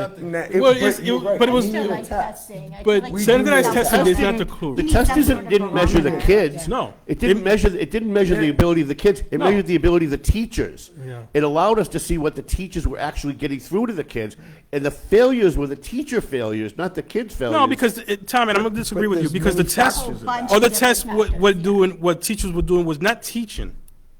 They were teaching to the test. Right. So that's not teaching. They were teaching That's to the not test, to the test, teaching not kids teaching to do certain things. Right, but that's problem solve called anything. teaching. Everything teachers do. This drives me crazy, and I really didn't want to debate you guys. I want you to debate each other. But this, as a former school board member, this drives me nuts when they say they're teaching to the test. That's called teaching. Every single day I would come into Lawrence High School, and we would learn something from Monday to Friday, and the teacher would teach to the test he was giving us on Friday. That's called teaching. And when they say we can't have MCAS because the teachers are teaching you the test, right, because what's on the test measures whether the kid learned what's on the test. That's why the test exists. But it doesn't teach them how. Yes, we do have the Still the testing. still have testing, it's just testing. not tied to a graduation requirement, right? Correct. So that's all it is. So So it's we a still have meaningless the test, test. and the kids know it when they take it now. Right, but if they're taking the test, you can still use it as a If the benchmark. kids You know can they're still not going to see it. graduate if they don't pass that test, more kids are going to take it Oh, serious. I agree. Wait, Ryan, we do need a test I'm sorry, I didn't say my name. to measure kids graduating and getting ready for the real world. I totally agree with that. But to blame the teacher. So if a kid is out for 110 days and we're preparing him for the test, well, he's out for 110 days. You think he's still going to pass for those next 90 days for the test? No, he's not. No, it's a combination. It's a combination. You could blame teachers. You could blame across the board. The problem at the end of the Wanda, day, are you going to let when them get away with this, Wanda? Come on. Go ahead, Wanda. I'm just gonna say one thing, where I think that we're trying to fix something or figure something out without the voice of the parents. Correct. Okay, I think that I will stand 10 toes deep, in terms of the fact that the parents need to be involved. Don't the To schools a discourage certain- that, though? I'm sorry? Don't the schools discourage that? I heard Dan Shabilia say at the last school I committee completely meeting. disagree with you on that. So Tom. I've been- I heard Dan schools Shabilia say at the completely- last school committee meeting that we run the risk, this is exactly what he said because I reported it, that we run the risk of a slippery slope of parental involvement, parental control. No, I disagree. Everything I've ever done at the schools, my son has been at the CGS and he has been at the Timony. I have had the schools have reached out, they want to be involved, they want us involved. I've been on the PTO, they're trying to find ways to get parents to re-engage with the schools. They want the parents in the schools. They want the parents to show up. They're trying to figure out how to do parent liaisons. How do we get people, they want to do email chains. They want to figure things out and have people involved. But at the end of the day, we can't control how the schools are going to operate. That's not the job of the council. No, but you can certainly put benchmarks in place, and I'll let you finish up, Wanda. You can put benchmarks in place and say, I'm not giving you more money unless you can show us results. Like every year, the scores go down, and every year you give them more money, and it just seems like we're throwing bad money out for good money out for bad. Wanda, you can finish. I'm just going to end it that parents have good ideas, okay? I've been in group settings where I've heard from administrators that they themselves, the parents, do not want involvement, and that's not necessarily the case. I think that where we're faulting is that what we're not doing well is that we're not leading that correctly. Maybe perhaps we're sending an email the day of, or the day before, or the week of, right? These are parents at work that, perhaps they're single parents, whatever whatever have you, whatever the situation is, right? 2 or 3 jobs, correct? So I am just saying that one of the most important things is that we need to have their voice, at the table regarding some of these issues, because they have ideas themselves. And I've seen it from forums that Senator Pavel Payano has done himself, that I've participated in, where we've had Brandy come in and speak to a lot of the parents. I remember the last forum that we had, I want to say maybe a good year ago. At this point, it was a full room. I mean, the room was packed with parents, and they all had inquiries and a lot to say. And it just, there's a perception out there that parents are not engaging and are not wanting to be participants in some of these things, but I don't believe that. I will agree with Wanda. All right. It's a good thing I'm not running for office, because I would have a lot more to say about that. I want to thank our sponsors, Kristen Maxwell, for a member of the Methuen School Committee. She's running for re-election. She's on your ballot November 4th. Patricia Valley, she's your West End City Councilor in Methuen. She's also running for re-election. She's on your ballot a week from, yesterday, right? Well, today, a week from today. Today's Tuesday? 1 week from Wow, it goes by so fast. Wanda Santos, the Central District City Councilor. She's running for Central District City Council. She's a challenger. There's no incumbents, I don't think, in that race. Jana Zanni Pesce, At-Large City Council. Methuen Business Alliance, the New England Training Center, and intern girl. How you guys doing back there with our John Drew intern girl cam? Doing pretty good. I do have a question to the candidates sitting there. What are your thoughts on having a charter school in Methuen to give an option to those parents who really want What a great question. That's a great question. Who really want like a smaller classroom setting, who really want to challenge their kids a little bit more? What are your thoughts on that? I don't know what the process is for that, but I think I've worked at a charter school and it really works well, and I see kids going to even greater schools. She looks amazing tonight, doesn't she, too? On top of it all. Intern girl's the best. What do you guys think? Frank Surilllo. I'm for anything where we providing more choices in it. I'm for anything that we're providing more choices for and education for our kids. But with that said, is bringing a charter school. Also, this is where we talk about Chapter 70 funding, because that will diminish some of the Chapter 70 funding going to Methuen Public Schools. Is that a bad thing? Not necessarily, as long as we're bringing in the right charter school that's doing good for the kids. Because I've seen a lot of charter schools fail at education and had been shut down. But it's a great option. It's a more option, and it gives kids better opportunities. Teachers Union endorsed candidate Ryan Dizoglio. Look at me when you talk to me, Ryan. Right, you will look to me. I'm going to tell everybody at home that you're just sitting there and you're smirking. I'm sorry. I thought it was at a school committee meeting again.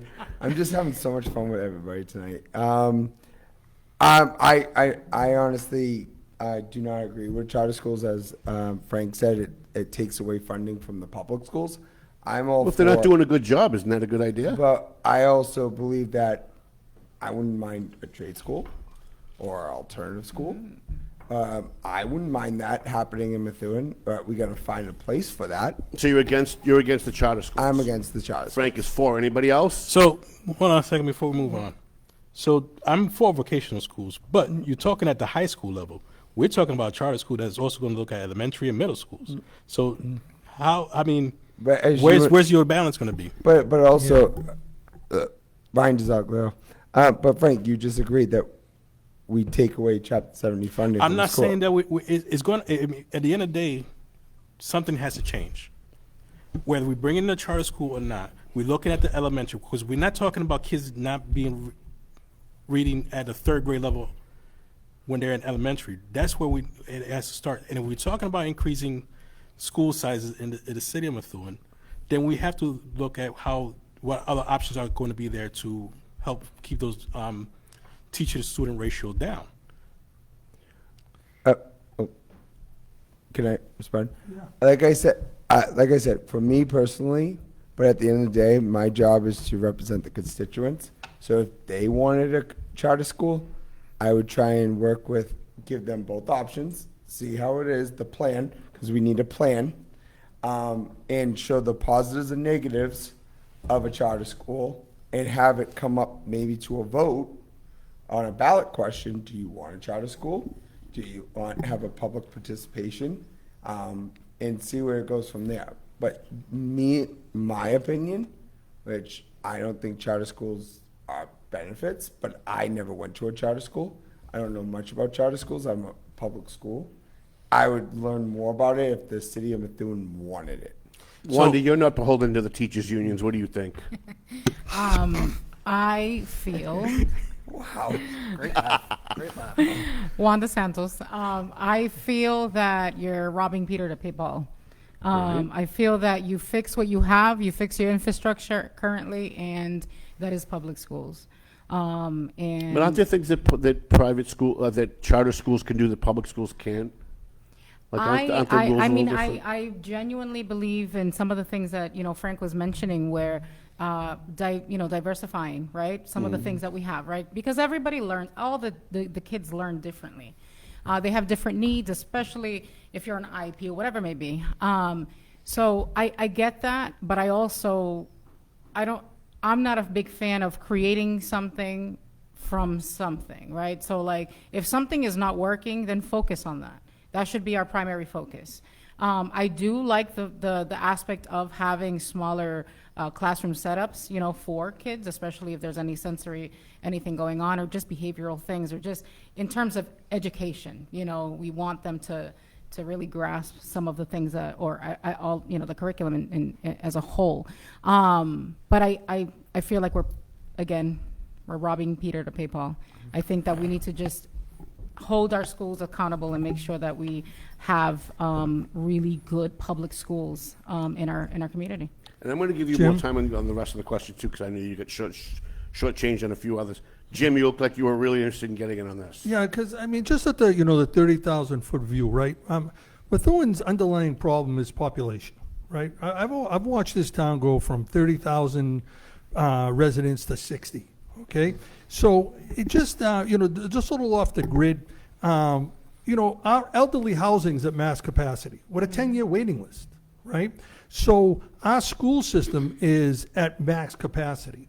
So whether you're talking about a charter school to alleviate some of that burden, or bringing in a separate entity for special education in general, because right now we have to send a portion, a percentage, I'm sure Ryan knows the numbers better than I do, to other communities, and we have to fund that. Like, we send 8 kids out of Methuen up to Merrimack, Massachusetts, to educate them in a special needs way. So is the charter school a good idea? Probably. Any additional education is a good idea, but where's the money coming from? Yeah, like Wanda said, you steal from Peter to pay Paul, you take the Chapter 70 funding, and you divert it, but that just means that more money for the school system, because you're still going to make it up, comes from the tax levy. But do you have to make it up? Because when you're giving that money to a charter school, you're giving there are Methuen kids going to that charter school that you're no longer educating. No, so but if you take so the chapter shouldn't the 70, phone follow the student? if you take the Frank Surilllo, and let me clarify something. Go ahead, Frank. The city's not sending that money. The state's going to be doing that. No, so but the you state have to is make going to. up. The state only sends you so much When it goes of to that budget. The when it- city has to make up the rest. First of all, the charter school needs to be approved at. No, I'm not talking about charter school. I'm So- talking about the public. If you Right. took the chapter 70 money away from the public school and sent it over to the charter school, fine, great. But you've left a void in the public arena. So now the city has to come up with that additional money through our tax. But I'm list still confused to because satisfy that budget. But I'm confused because if you're sending the money to the charter school, they're educating kids that are coming out of the public schools, so you're educating fewer We're kids. over capacity. You're not going to eliminate the amount of children. Our population is I'm growing. not, and James, I don't disagree with you, Frank Surilllo. But we're not sending the money. The state's going to divvy. And the state still has to approve what charter school is going to be. And they have to approve everything at that level. And this is at the Board of Education. This is not at the city level. This is where that happens. So if we are opening, if a charter school is open in Methuen, and you just said it, we eventually are going to have to look at building new schools. There's no way around that. The city is growing. A charter school is going to take some of that population away. And by the way, these are still Methuen kids. These are not kids coming from a different community. These are Methuen kids. Another thing, so not necessarily, because charter schools in Methuen, I have to be Methuen resident. You're thinking of private I know schools. That's Methuen different. residents that go to charter schools in Lawrence. But that's once again, if you're looking at Central Catholic, that's a whole different. No, I'm charter. There's other charter schools in Lawrence. But you could still put that the restriction with his residency first. I'm not sure about that. Again, if it's So- a state thing, I doubt it. Wait, quick Yeah, question. you can. Quick question. So in if we're looking at saving money, but we are, and you were right, a lot of our special needs kids are going out of districts, then we have to open up those programs here and fund those programs here. And if we're not doing it for kids that are IEPs now, then how? And these are the people we're getting rid of, or not we, at the school system is getting rid of. Then we still doing a big disservice for the schools in the population. So we have to start making sure that these are the things that we're looking at. We have to look at building new schools. Whether it's a charter school coming in, or the Methuen puts in money to bring in, to create another school, John. every option has to be on the table.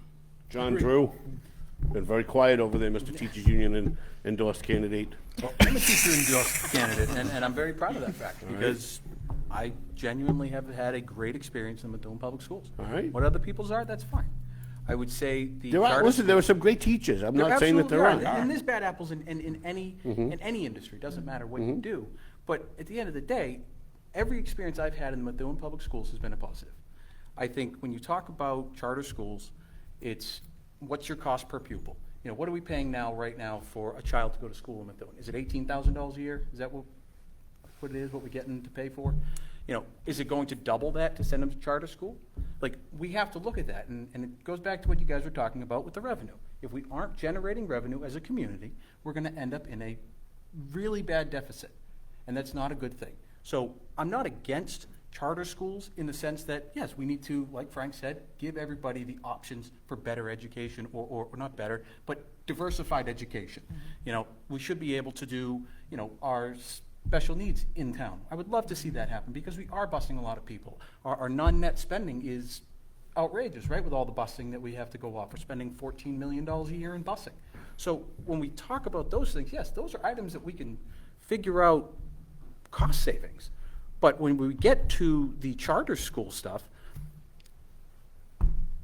when are we going to look at it from a sense of, can we afford it? We're currently seeing the budget that we're looking at, and we saw it last year. We didn't have the money to fully fund everything until it came in at the very end, at the 11th hour. The money came in, and we're going to be able to do it, and we still lost 12 positions. I'm not a candidate, but just to inject some sanity into this, when you take Chapter 70 money from the public schools and give it to a charter school, it's per pupil. That money is allocated per kid that's coming out of, say, the high school, going into a charter school. so that money follows the student. Yeah. Right. So Yes. you don't have to make anything up. No. They're not losing anything because that money is still going to educate that kid just in a different building. Yeah. But John, that's a Band-Aid. The population is growing. You're only gonna keep getting more kids. There's no ifs, But if they're ands, getting or a buts better- about it. But All then right, you okay. get more, you'll get more per pupil the following year. So like if you lose 10 kids, and I'm pretty sure it's October when that, When I- the cutoff, yeah, the cutoff is. October. But then, so if you lose those 10 kids, but then you gain kids like throughout the year, yes, you're not really getting the per pupil until that following October. So you can make it up. Like Tom is correct. If you lose that person, and if the kid leaves during the year, you still have his money until the end of till the next year. Physical year. We're past the 90-minute mark. We can go another 15 minutes if you want, or we can do closing statements. Now we haven't talked about public safety. There's a couple of other things that we haven't talked about. I'm going to leave it to you guys. You can do it as a vote. You can do it however, talk amongst yourselves. I want to thank, while you guys are thinking about that, our sponsors. I'll leave it up to Wanda. Kristen Maxwell, school committee member and candidate for re-election November 4th. Patricia Valley, the West City Council candidate. She's actually an incumbent, and she is on the ballot again November 4th. Jana Santos, candidate for Central District Councilor in Methuen. Jana Zanni Pesce, at-large city councilor running for re-election. Methuen Business Alliance and the New England Training Center, which you can go to if you want to get a gun permit, you want to go and get your gun training. And a shout out to our buddy EIS. Thank you to my buddy Joe. Intern girl with the John Drew intern girl cam with Nick Maxwell in the production booth. Do you like the production booth better than being in here with me? I do. You like it better? Yeah, I do, because I Because you're away from me. Is I- that what it is? Yeah, I think so. That makes me sad. It's all right. We're taking turns. I'm very sad by that.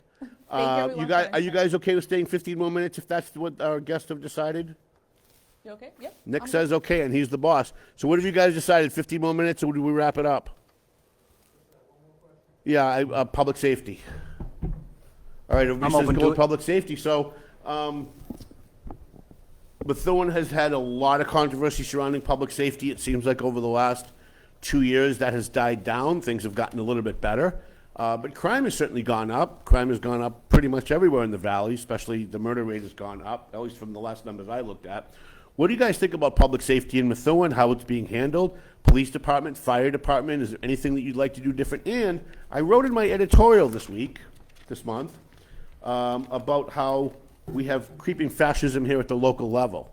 Everybody wants to run around talking about Donald Trump being a Nazi, but nobody seems to care about the fact that right next door we have Lawrence, whose police scanner has gone dark while they're putting HD cameras in people's neighborhoods that are so high def that you can zoom into someone's living room and read their mail on their coffee table, and that's actually That's the fact. truth. Yeah. That's the truth. I actually watched them do it one day.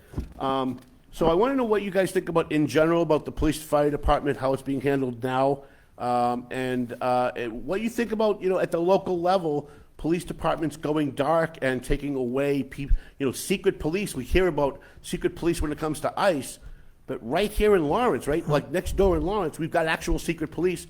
You can't even listen to the scanner to find out if that shot you heard was a firecracker or an actual gun. Thoughts? Jim Sarcione. Yes, Jim Sarcione. I am a 100% advocate of a safe community, police department, and any law enforcement agency that wants to participate in reducing or eliminating crime in Methuen, Merrimack Valley, etc. Again, the population issue will always come to the forefront. Our fire department and police department are at max capacity levels. Can't grow them in the state that they're in right now. So this is going to be an ongoing problem over the next couple of years. But I'm a 100% advocate of our police department, our first responders, fire department, and support them 100%. Is there anything they could be doing better? Well, we can always do better. We can all do better, right? None of us are perfect. So, again, statistics do tell us where those areas that need attention. I'm not familiar with them at this time, But clearly, I'm sure the powers to be are looking at him all the time. Anybody else? Ryan Dizoglio. Look at me when you talk to me, Ryan. So I'm a big advocate for our first responders. Chief McNamara and I have a great relationship when it came to keeping our schools safe. When Chief McNamara asked me for supporting of that, I always said yes, because our schools need safety, but also our public needs safety. So, but we also have dire need of infrastructure. The Quinn building is obsolete. Our fire stations are obsolete. And we need to really think about that moving forward. Also, one thing I love that the council did this past year was give pre-screenings testing for our first responders. I'm hoping that we can possibly get that for the police department, because if we can detect cancer for our first responders before it gets worse for them, or even before it gets to the point that it's not curable, we should be doing that. They protect us every day. They give us what we need to feel safe in the community. That's one thing we should return the favor to. And also make sure that they are getting the proper equipment to do their jobs, and live in the buildings so they can have the pride too. When they're living in an old fire station that was used for buggies and horses, and you can't even put a ladder truck in it because it'll fall through the floor. It's time we need to start thinking about those things. And I could say a lot more about those first responders, because I grew up with a lot of them. A lot of them are my friends' parents that served as a first responder. So I take those people very seriously to me, because not just I know them, but they also protect our community. Anybody else? Jana? Thanks. I have always been, I will always be a huge advocate for our first responders, our fire, our police. I think in Methuen we have some of the strongest departments in those areas. It's one of those things that you don't really think about until you need them. And I really have so much respect for the men and women in those departments. They do an incredible, incredible job. I will always keep them outfitted in what they need to continue to maintain safety within the community. Having said that, no one's touched upon the second part of your question. I keep waiting. I think it's a slippery slope. When you first said that, you know, and I did read the editorial, we're obviously not there yet in Methuen. We don't. No, but we you do could have be. cameras. You're one police chief away. So just hear me out. We started body cameras. Let's say, right? The police all show up. They have body cameras. I think that was probably, I don't know if anybody remembers. I'd say maybe 5, 6, 7 years ago. I could be wrong. As an attorney, I love cameras, right? Because you've got he said, she said, and then it's like, hey, look at the video. Now, where does that become a slippery slope? When you start with cameras, like you said, In neighborhoods. these high-def neighborhoods, I think we have to be very careful about that. Methuen did implement cameras around the city for safety reasons, particularly in intersections. It always starts for safety reasons. That's for those not watching. I'm using air quotes. But that's okay, Tom. I really think that's okay, because there are instances as an attorney where I need to pull those cameras, and it is used for safety, right? But how is it backlogged? How is it documented on the backside? Who has access to these? Is it logged every time that access is granted, right? Like, you have to think about the implications once you set it up. So I don't know how they do it in Lawrence, you referenced. I think it's unfortunate. I know my grandmother lived by the scanner. She used to have a little scanner, and it would go back and forth. Police rushing here, police rushing there. I think that's great for a community. She lived in Lawrence, and she stayed very attuned as to what was going on, where it was happening, and she, knew a lot of that. And everybody mentions transparency, but then you talk about something like that, and everybody's okay with it. So I don't know enough about how or why they implemented that. What I do know in Methuen is, sitting on the council, I would definitely have to look at not only what's being presented, but how it's being actually rolled out, right? The logistics. Well, wouldn't it be a of council how it policy? is. The council should set a policy as to how these cameras would work if they came. But you are literally one chief away. Now, I talked to this current chief, Chief McNamara, who's great, and I get along very well with him, and we've had many conversations about this, and he assured me that while he was chief, that he would never encrypt the police scanner. But we do see the neighborhood cameras starting to creep in, and there's more and more federal and state money available for communities to put in cameras in neighborhoods and increase the use. Lawrence started with 5 cameras. There's now over 200 What was cameras. Lawrence's reasoning for encrypting scanners? Well, they first started, this is how creeping fascism starts, right? You had people from coming into Lawrence from outside the community dumping along the rivers and in the alleyways. So they were putting up cameras to try and stop people, try and catch people who were illegally dumping in the city. And then they realized, hey, wait a minute, there's a lot of crime in those areas where people are dumping along the river, in the alleyways.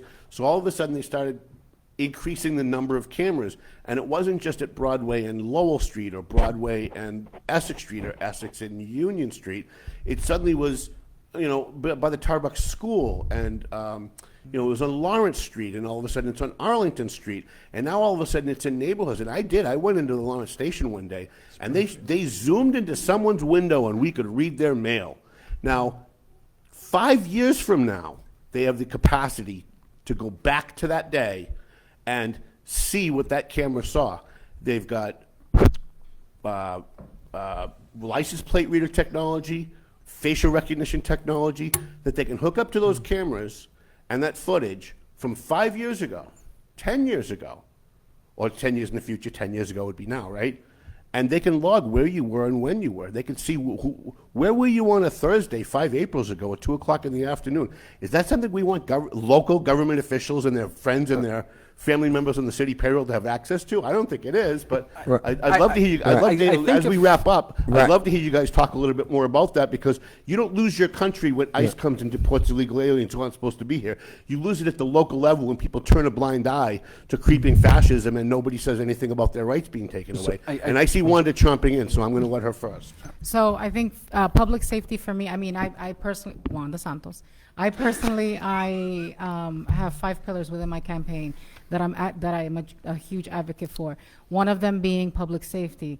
I actually recently, along with Mayor Beauregard, held a public safety forum, because for me it's important to have the community in, and for them to have a voice, and for them to have ideas as to what we should be doing better, or what, highlight perhaps the things that we're not doing well, right?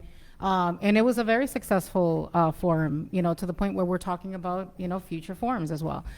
So that's number one. Number two, working in the field that I work with, I work really closely with first responders. What is your field? Human services, supporting folks with significant behavioral challenges, meaning the cops are constantly being called on a regular basis for de-escalation. The PATH program that they've embedded within Methuen is an amazing program as well. But there's a constant need for first responders, or it's for our elderlies, because they've fallen, or there's a situation, right? That is part of what I do on, let's say, on a day-to-day basis, but I'm also a certified trauma coach. So one of the most important things for me is to make sure that the community is safe for all people. And I think that it's really important for us to really highlight some of the things that are not necessarily, we're not necessarily paying attention to. And that could be many things, from sidewalks. There's certain streets that don't have sidewalks. It's unsafe for our community, our constituents, to walk down a road that they probably should be walking down on a regular basis. One of the things that I think that we could do better, because I think you had mentioned in terms of, we're human, we can always do better. I think that our first responders should be more involved in more statewide level type of, forums and trainings and things like that, because with collaboration, you learn more. You see what other communities are doing, and perhaps we're learning and having takeaways from that. I'm very involved with, certain groups in terms of recidivism as well, statewide, some of which, Paul Tucker, our DA, is involved in, and I always see other communities involved in those tables, but not Methuen. So I would love to see something like that, where they're a little bit more involved. They do amazing work. I love our first responders in our community, but I would love to see their presence a little bit more on the outside of Methuen. Encrypting police scanners, that's something that There's no need for it. It's as simple as that for me. I don't totally, I don't disagree. I disagree that there is reason, John Drew, Pull your sorry. mic in a little bit closer. Sorry. I disagree that there's not a reason for it, because sometimes when they're in neighborhoods and they're going in and they're doing something, you have to encrypt it to protect the officer. Right? At the end of the day, we want them going home to their families, just like all of us. We all want to go home to our families and be safe at the end of every day. You know, when we talk about encryption and we talk about cameras and all this stuff, at the end of the day, we all carry one of these around. We all carry a GPS with us everywhere we go. Constantly. Everybody watching this on Facebook, they're taking the information from you, they're keeping your cookies, they're doing that stuff, they're tracking you that way. You know, all these different types of things when we talk about what you're saying, I don't think encryption of the radios is a good thing. I think we have to, when it's done, when that work is done as a police officer, you should have all of those transcripts put out there. We need to have that all out there. If we're going to put cameras in communities, in neighborhoods, we need to pass an ordinance with it that says we can't keep data longer than 90 days, 180 days, whatever that benchmark may be. And if there's a crime, obviously, and I think Ms. Pesce can say when you're a lawyer, you like the cameras, you can hold on to that data if there's a crime that's been committed in that area a little bit longer to get through the process. But we have to do it thoughtfully. We have to do it openly with the community involved. People have to know what's happening. And I'm all for doing that. You know, our police and fire right now are stretched to the max. They're doing more calls right now than they've ever done before.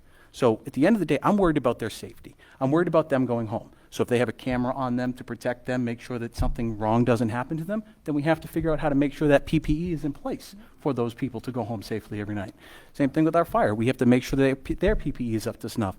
You know, we talked about a fire truck, you know, falling through the floor at the central station because we can't fit it. We do need new buildings. But when we talk about all of it, this new technology, the new cameras coming in, we don't want cameras staring in our windows. I don't think anybody does. But when we talk about all of it, we have to talk about how we're going to pay for it. We have to figure that out as a community, because if we don't, we keep kicking this can, we're going to be in a very, very bad spot 3-4 years from now. You're going to wake up and you're going to be Lawrence and no one's going to know how it happened, as far as the scanners and the... anybody else want in on this? I don't know if everybody had a shot. Yeah, Ryan. So the second Ryan Dizoglio. Ryan Dizoglio. The second part of it. You're not looking at me, Ryan. Okay. I'm sorry. You know, it never gets old. Go ahead. Well, to go off with your editorial, I totally agree. The fact that cameras could be seen into windows, you don't know who's manning that too. That's one thing that scares me, because you don't know what their intentions are in that development. But like I said, like everybody else said, cameras could be very positive, effective when it, like crime. Also, you don't know when an officer's responding to something. If there's a camera, someone watching it to direct that officer to safety, that's the positive. But there are negatives to that. And like everybody else has said, the community should know, one, who's in charge of these cameras, who's watching them, who's doing that. Also, what John said, we should be putting ordinances on how long you can hold that information. And if there is a crime committed, it could be longer, maybe, because you probably, if you do make an arrest, you're looking at it probably a year or two for evidence, stuff like that. Could be 10 years. Yeah. Depending on the Yeah, depending on the crime. So like, but also the state also should be setting up as municipalities too, like our guidances of handling those cameras. They're giving out money, but I don't, and Tom, you could tell me the same thing. They're not really setting up guidances where to set these cameras up.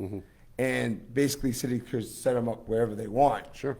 And who's in control of setting up those cameras? Who's Well, determining? not only that, who has access to it a year from now? Yeah. 3 years from now? 5 years from but now? also who's determining, well, this neighborhood deserves like 5-6 cameras.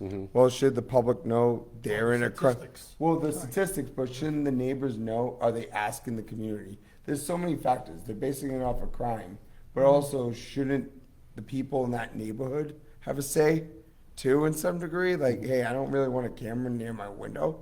Can, you know, like what I mean? That's just my opinion of it. But yeah, That's So, where I was. I would say when you talk about like traffic John cameras, Drew. John Drew, sorry. John Drew. Sorry, I'm done.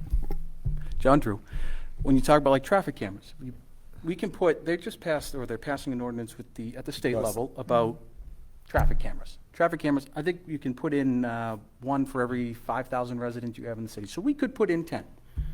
I would rather have a police officer solving a crime, protecting somebody walking home at night, doing those things, rather than policing somebody going 60 in a school zone. You know, if we can ticket them that way, I'm all for that. But we need to make sure that their placement is done thoughtfully so that people aren't having their privacy intruded on. You know, again, it goes back to what we've been talking about. Law enforcement from afar? Well, they do it now. They do it all cameras over the now. highway. They use cameras now. When you pass through Well, so you're a talking about toll the line. cameras. You're talking about the cameras like catching they- somebody they going don't through a red enforce light the and law. sending a Well, ticket. yeah, if you're speeding through a certain I zone, see. things like that. And they're allowing those, or they're coming to allow That's those in the interesting. next budget. They Jim, you don't- seem not to like They that don't idea. enforce laws with that data, though.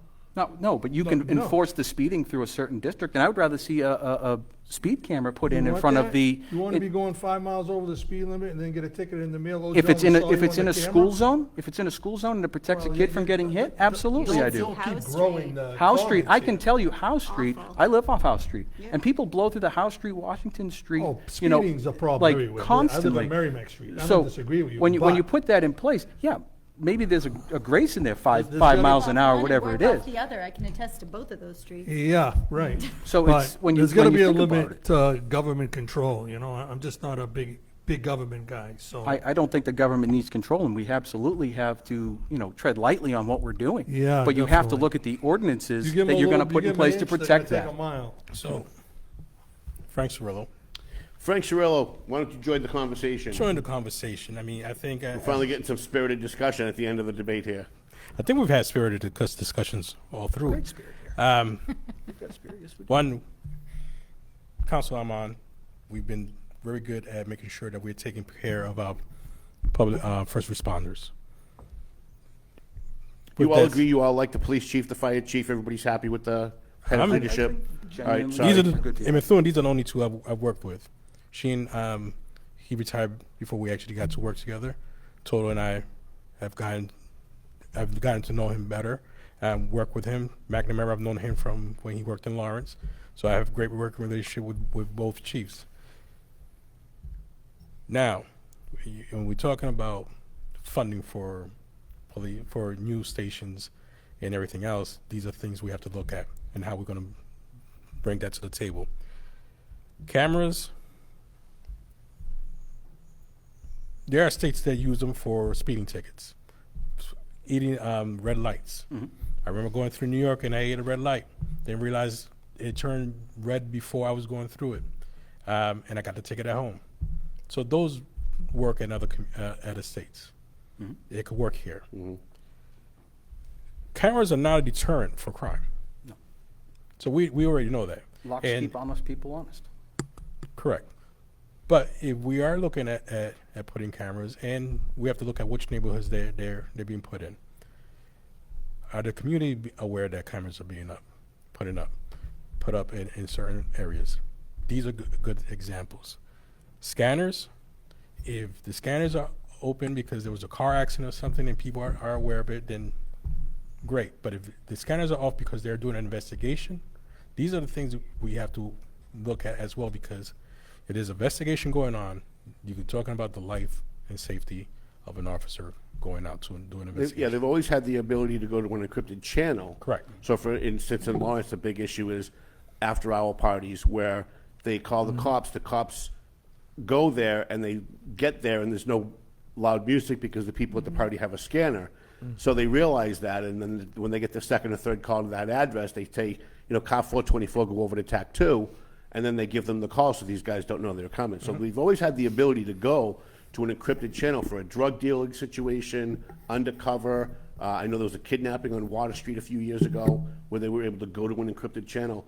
But to have all of the day-to-day calls, like you can't hear, I used to get calls all the time because I used to go live all the time to all these events, shootings, fires, etc. And the people over on Union Street and Brook Street would call me and say, hey, I know a call just went out for shots fired, but it's a bunch of kids out outside with firecrackers. The cops would get there and they come over the radio and say, it's a bunch of kids with firecrackers. so the people who are living in the neighborhood around there that hear the shots know it's okay to go out and go in their car and go to work. They don't have to hunker down because they heard on the scanner that it's not gunshots, or vice versa, that it is, and they should stay in for a few minutes. So anyways, if anybody else, anything else to add on this, we could start with closing statements. We're at exactly 2 hours, so this is perfect for you guys. I'm surprised you guys all went without a break. I want to thank our sponsors as you guys get ready to do your final statements of why people should vote for you.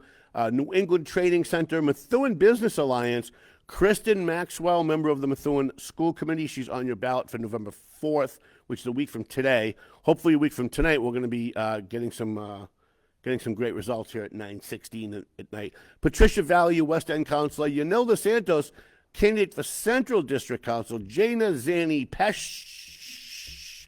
And John Drew with our intern girl, Cam. Where's intern girl? There she is. I'm here. Looking amazing as always. Did you have some pizza? Yes, I did. You did. So All right. good. Shout out to them. Is there any left? Do I get to bring any home or? Oh, I thought I was bringing the rest home. Oh, you can have it if you Thank want. you. You can have it. She made a bundle today. All the money went to her from the sponsors. So we had to do something because she works for free every other time. So we had to help her out. So I don't know how you guys want to do this. I don't know who wants to go first, who wants to go last. I'm going to leave it to you. But if you stop pointing at each other, I'm just going to pick someone.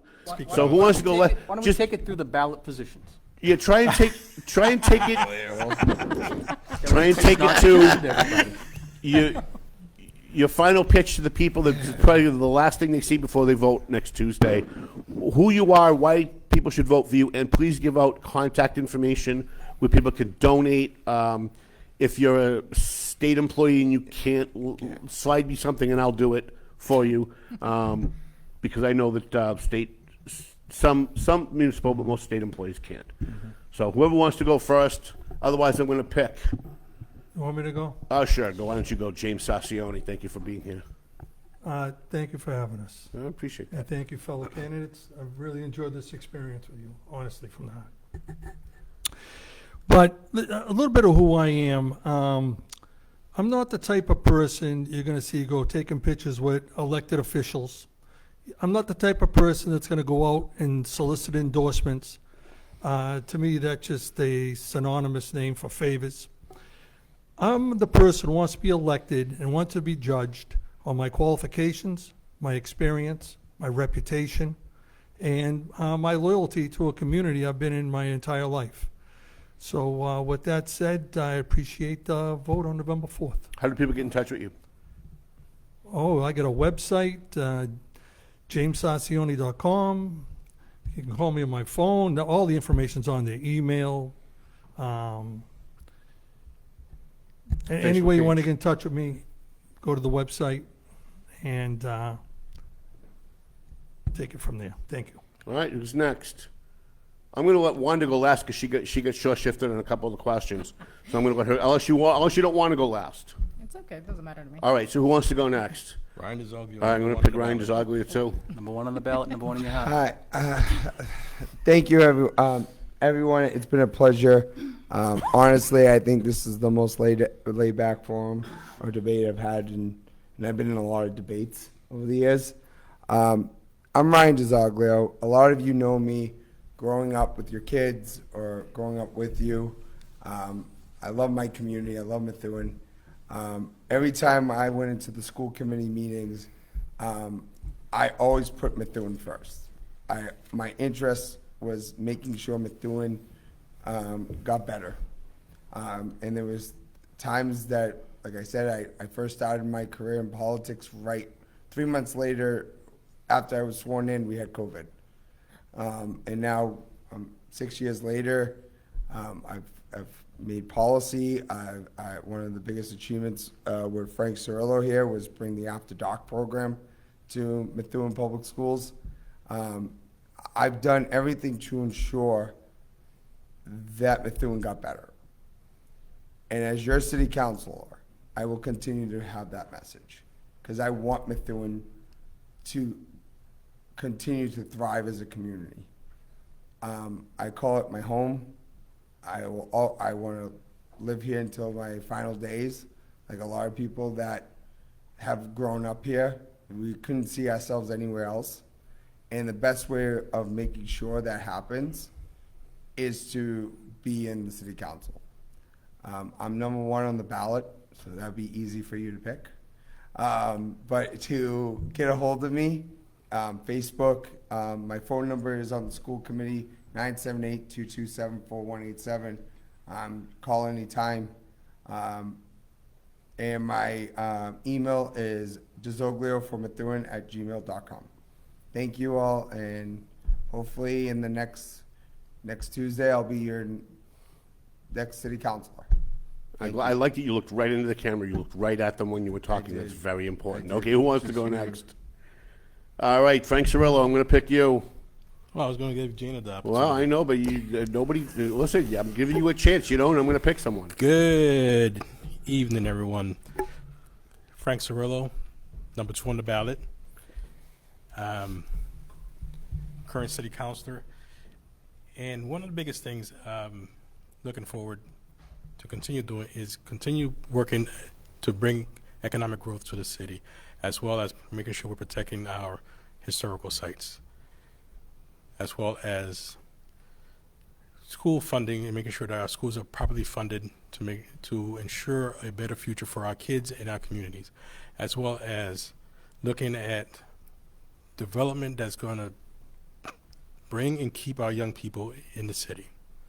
We have huge, good population and continue public safety.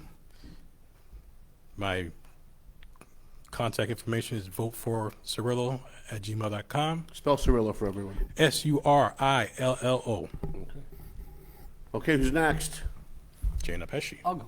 Never. All right, Unless John. Jana wants to go. Do you want to? You can go, John. Okay. All right. Well, thank you, Tom. John Drew, thank you for sponsoring our intern girl Cam. I think she really I was just enjoyed about to it. thank intern girl. She got to I keep hope the she money, likes so it. she really There did you go. enjoy She- it. She likes it up there. Thank you. There you go. She's done a great job with it. Thank you for having this, Tom. Thank you to our beautiful audience. My wife, Caitlin, Ryan's girlfriend, Nicole's here, and Wanda's husband is also in the audience. So Thanks for getting me in trouble. I told Nick Dizoglio we weren't letting anybody come. Thanks for that. You're welcome, Appreciate Tom. it. I'm sure you'll get me in trouble at some point in my life. I'm looking forward to that. So, I'm John Drew. I am a husband, a father, a homeowner, a taxpayer. I have two wonderful children in the school system. I'm just a plumber who wants what's best for the city. I want a city where my kids will grow up and be proud to be from Methuen. I see that we have a lot of issues that we need to work on. I think we need to drive our revenue. We need to work on making sure our public safety is strong, make sure our schools are funded properly, make sure that our city is somewhere that everybody wants to move. We need to find a way to keep our seniors in their homes so they can age, not make our city too unaffordable for people. What else we got here?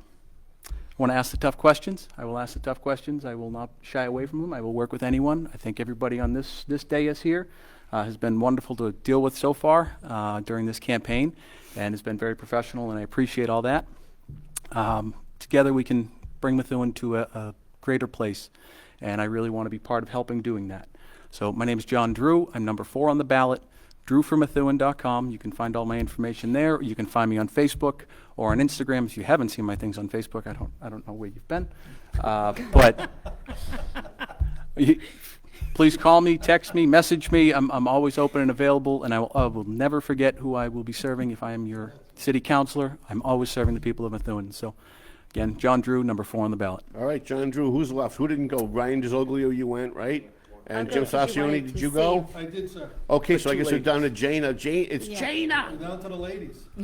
Well, you wanted Wanda to go last. I want so- Wanda to go last because she got short-shifted on two of the questions. I am Jana Zanni Pesce, a current councilor at large now, sitting on the council. I have had the honor to serve Methuen for the past 8 years, 6 years as school committee, and now 2 years as councilor at large. I have always tried to do what's right, and again, I'll just reiterate, I'm a lifelong resident, I'm an attorney, I'm a mom, I am a small business owner in Methuen, I'm a homeowner, I'm a taxpayer. To say that every decision I make at the table that I sit at affects me is an understatement. I always try to do what's right. I ask the hard questions, and sometimes I stand alone on matters, and that's okay. I want to continue serving the the residents of Methuen. I am a great collaborator. I want to thank all of you guys for being here, and I think it's a testament to the collaboration that all of the candidates now could potentially have in the future, whoever is elected. And I think that's so important when you talk about moving the city forward. Collaboration and communication is really the key, and we need to focus on that. We need people at the table who can foster that sort of professional decorum and keep moving us forward in a positive direction. So I thank all of you. I thank Tom. Again, I am Jana Zanni Pesce, a current counselor at large. I'm number 5 on the ballot. My website is pesceforprogress.com. Spell Pesce. Pesce.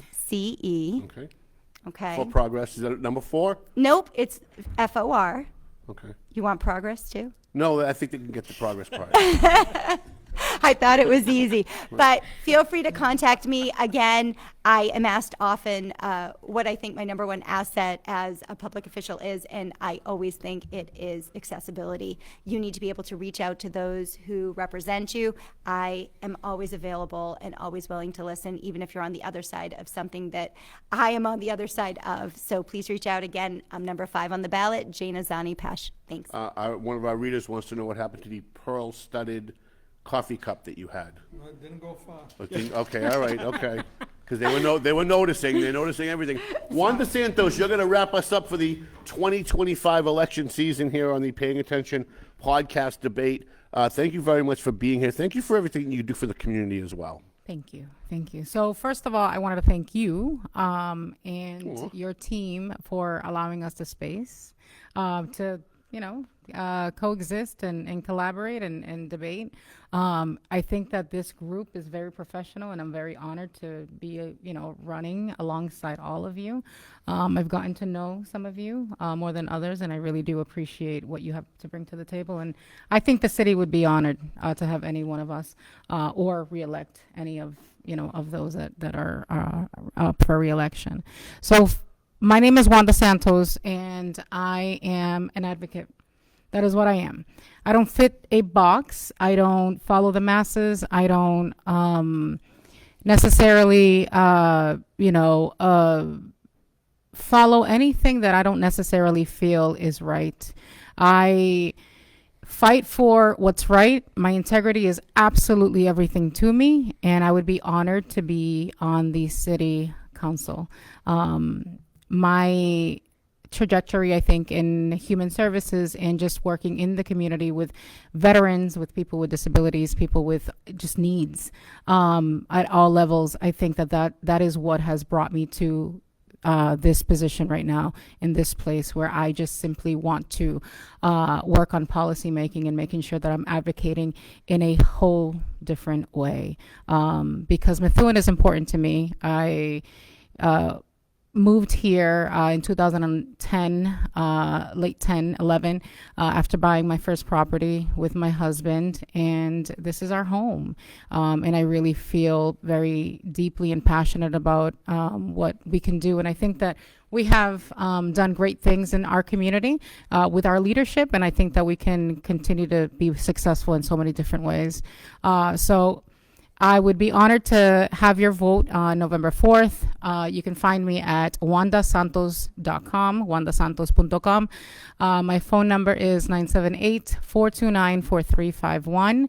And you can contact me at any time and visit my website for any additional information. And I'm number 6 on the ballot. Can I ask all of you, and I ask every candidate every year, and everyone says yes, and they never do it. On election night, when you get results, can you please post them on social media? Yeah. The voters. We're going to wait for John to post it on Facebook. That's where I'm going to get my signal. It's okay. I'll be the social media. John's fine. It's fine. I can do that. Whatever it takes to get the word out to the people. Because every year in every election, we hear from all the candidates on social media every 5 minutes about everything they're doing, including how much cream they put in their coffee. But then when the election's over and people actually want to know what's happening, no one ever tells them, because you've all got their votes and you don't need them anymore. So all I ask is that if you guys have a result in your race, or even if you have a result in someone else's race, it's nice to go on Facebook and or Twitter or somewhere and post it and thank the people that supported you, whether you won or you lost. Thank the people that voted for you, that held the sign for you. That used to be commonplace, and over the last 25 years or so, it's kind of dropped off, so I like to try and remind everybody. I want to thank our sponsors. Did everybody enjoy the debate? Did you get something out of it, all of you? Did it go too long enough? No, I think it went pretty well. It was good. Flew All by. right. Everyone's giving a positive except for Jana, who's just staring at me. I was just thinking in my head, who's going to say no? Well, I mean, I just wanted, you know me, I just want an honest answer. So let's thank our sponsors. The New England Training Center, gun training, safety for your gun course. I want to thank Mike for sponsoring the event. Jana Zanni Pesce, not Pescerino. Wanda Santos, I'm sorry, she's running at large. Wanda Santos, candidate for the Central District Council in Methuen. Patricia Valley, your West End councilor, running for re-election. She's got a very tough race. So Patricia Valley, please keep her in mind, West End District Council. Kristen Maxwell on the Methuen School Committee. I know she's not around today, but she did call this morning and said she wanted to sponsor in, and she wishes everybody here good luck on Election Day as well. I know she's friends with all of you, and I know she gets along with everyone here. And, of course, John Drew, who's sponsoring the intern girl. Cam, where's intern girl with Nick Maxwell? Number two. Super producer. You're number 2? Yeah, number 2. We're all number 2, right? What did you guys think? Good? Yeah, you guys did a great job. Thank you. Now, you're a Methuen resident. Did you learn something? Have you decided who else you're going to vote for? I have. You made a have? decision, yeah. All right, I don't want you to say it now. We're going to say it on Thursday's show. Thursday, we're going to have Methuen Mayor DJ Beauregard. And, you know, he's going to come in with Juan Manny Gonzalez, our good friend from Lawrence, who's running for mayor. We would have Lawrence Mayor Brian DePena on, but he does not want to come on. So, which is kind of weird because we scheduled the last debate because he asked for it. So that's going to be on Thursday at 2 o'clock. I want to thank everybody. You can roll up Mel. And again, I want to thank all of our sponsors. There it is. I can't end the show without Mel. I got stuck one day where I just sat here for 4 hours and kept talking because I couldn't end it without the music. Thank you to New England Training Center, Methuen Business Alliance, Katie Cook from the Methuen Business Alliance and Havel Chamber of Commerce, Jana Zanni Pesce, wow, that's loud, John Drew, City Council at Large, Wanda Santos, Central District Councilor, Patricia Valley, West End Councilor, Kristen Maxwell, your school committee member. I feel like I've forgotten somebody, but I'm sure we've got everybody here. Thank you to NCAM, North Cable Access. Did an amazing job setting up the set today. Thanks to Nick Maxwell and Brian Fraser and Bill and intern girl, Carlotta Castillo. Where are you, intern girl? She already left. She went home. She stole the pizza. Hello? Huh? Oh, there she is. Sorry, I said. Melvin Taylor says you got to go home, so go home already. Stay for pictures.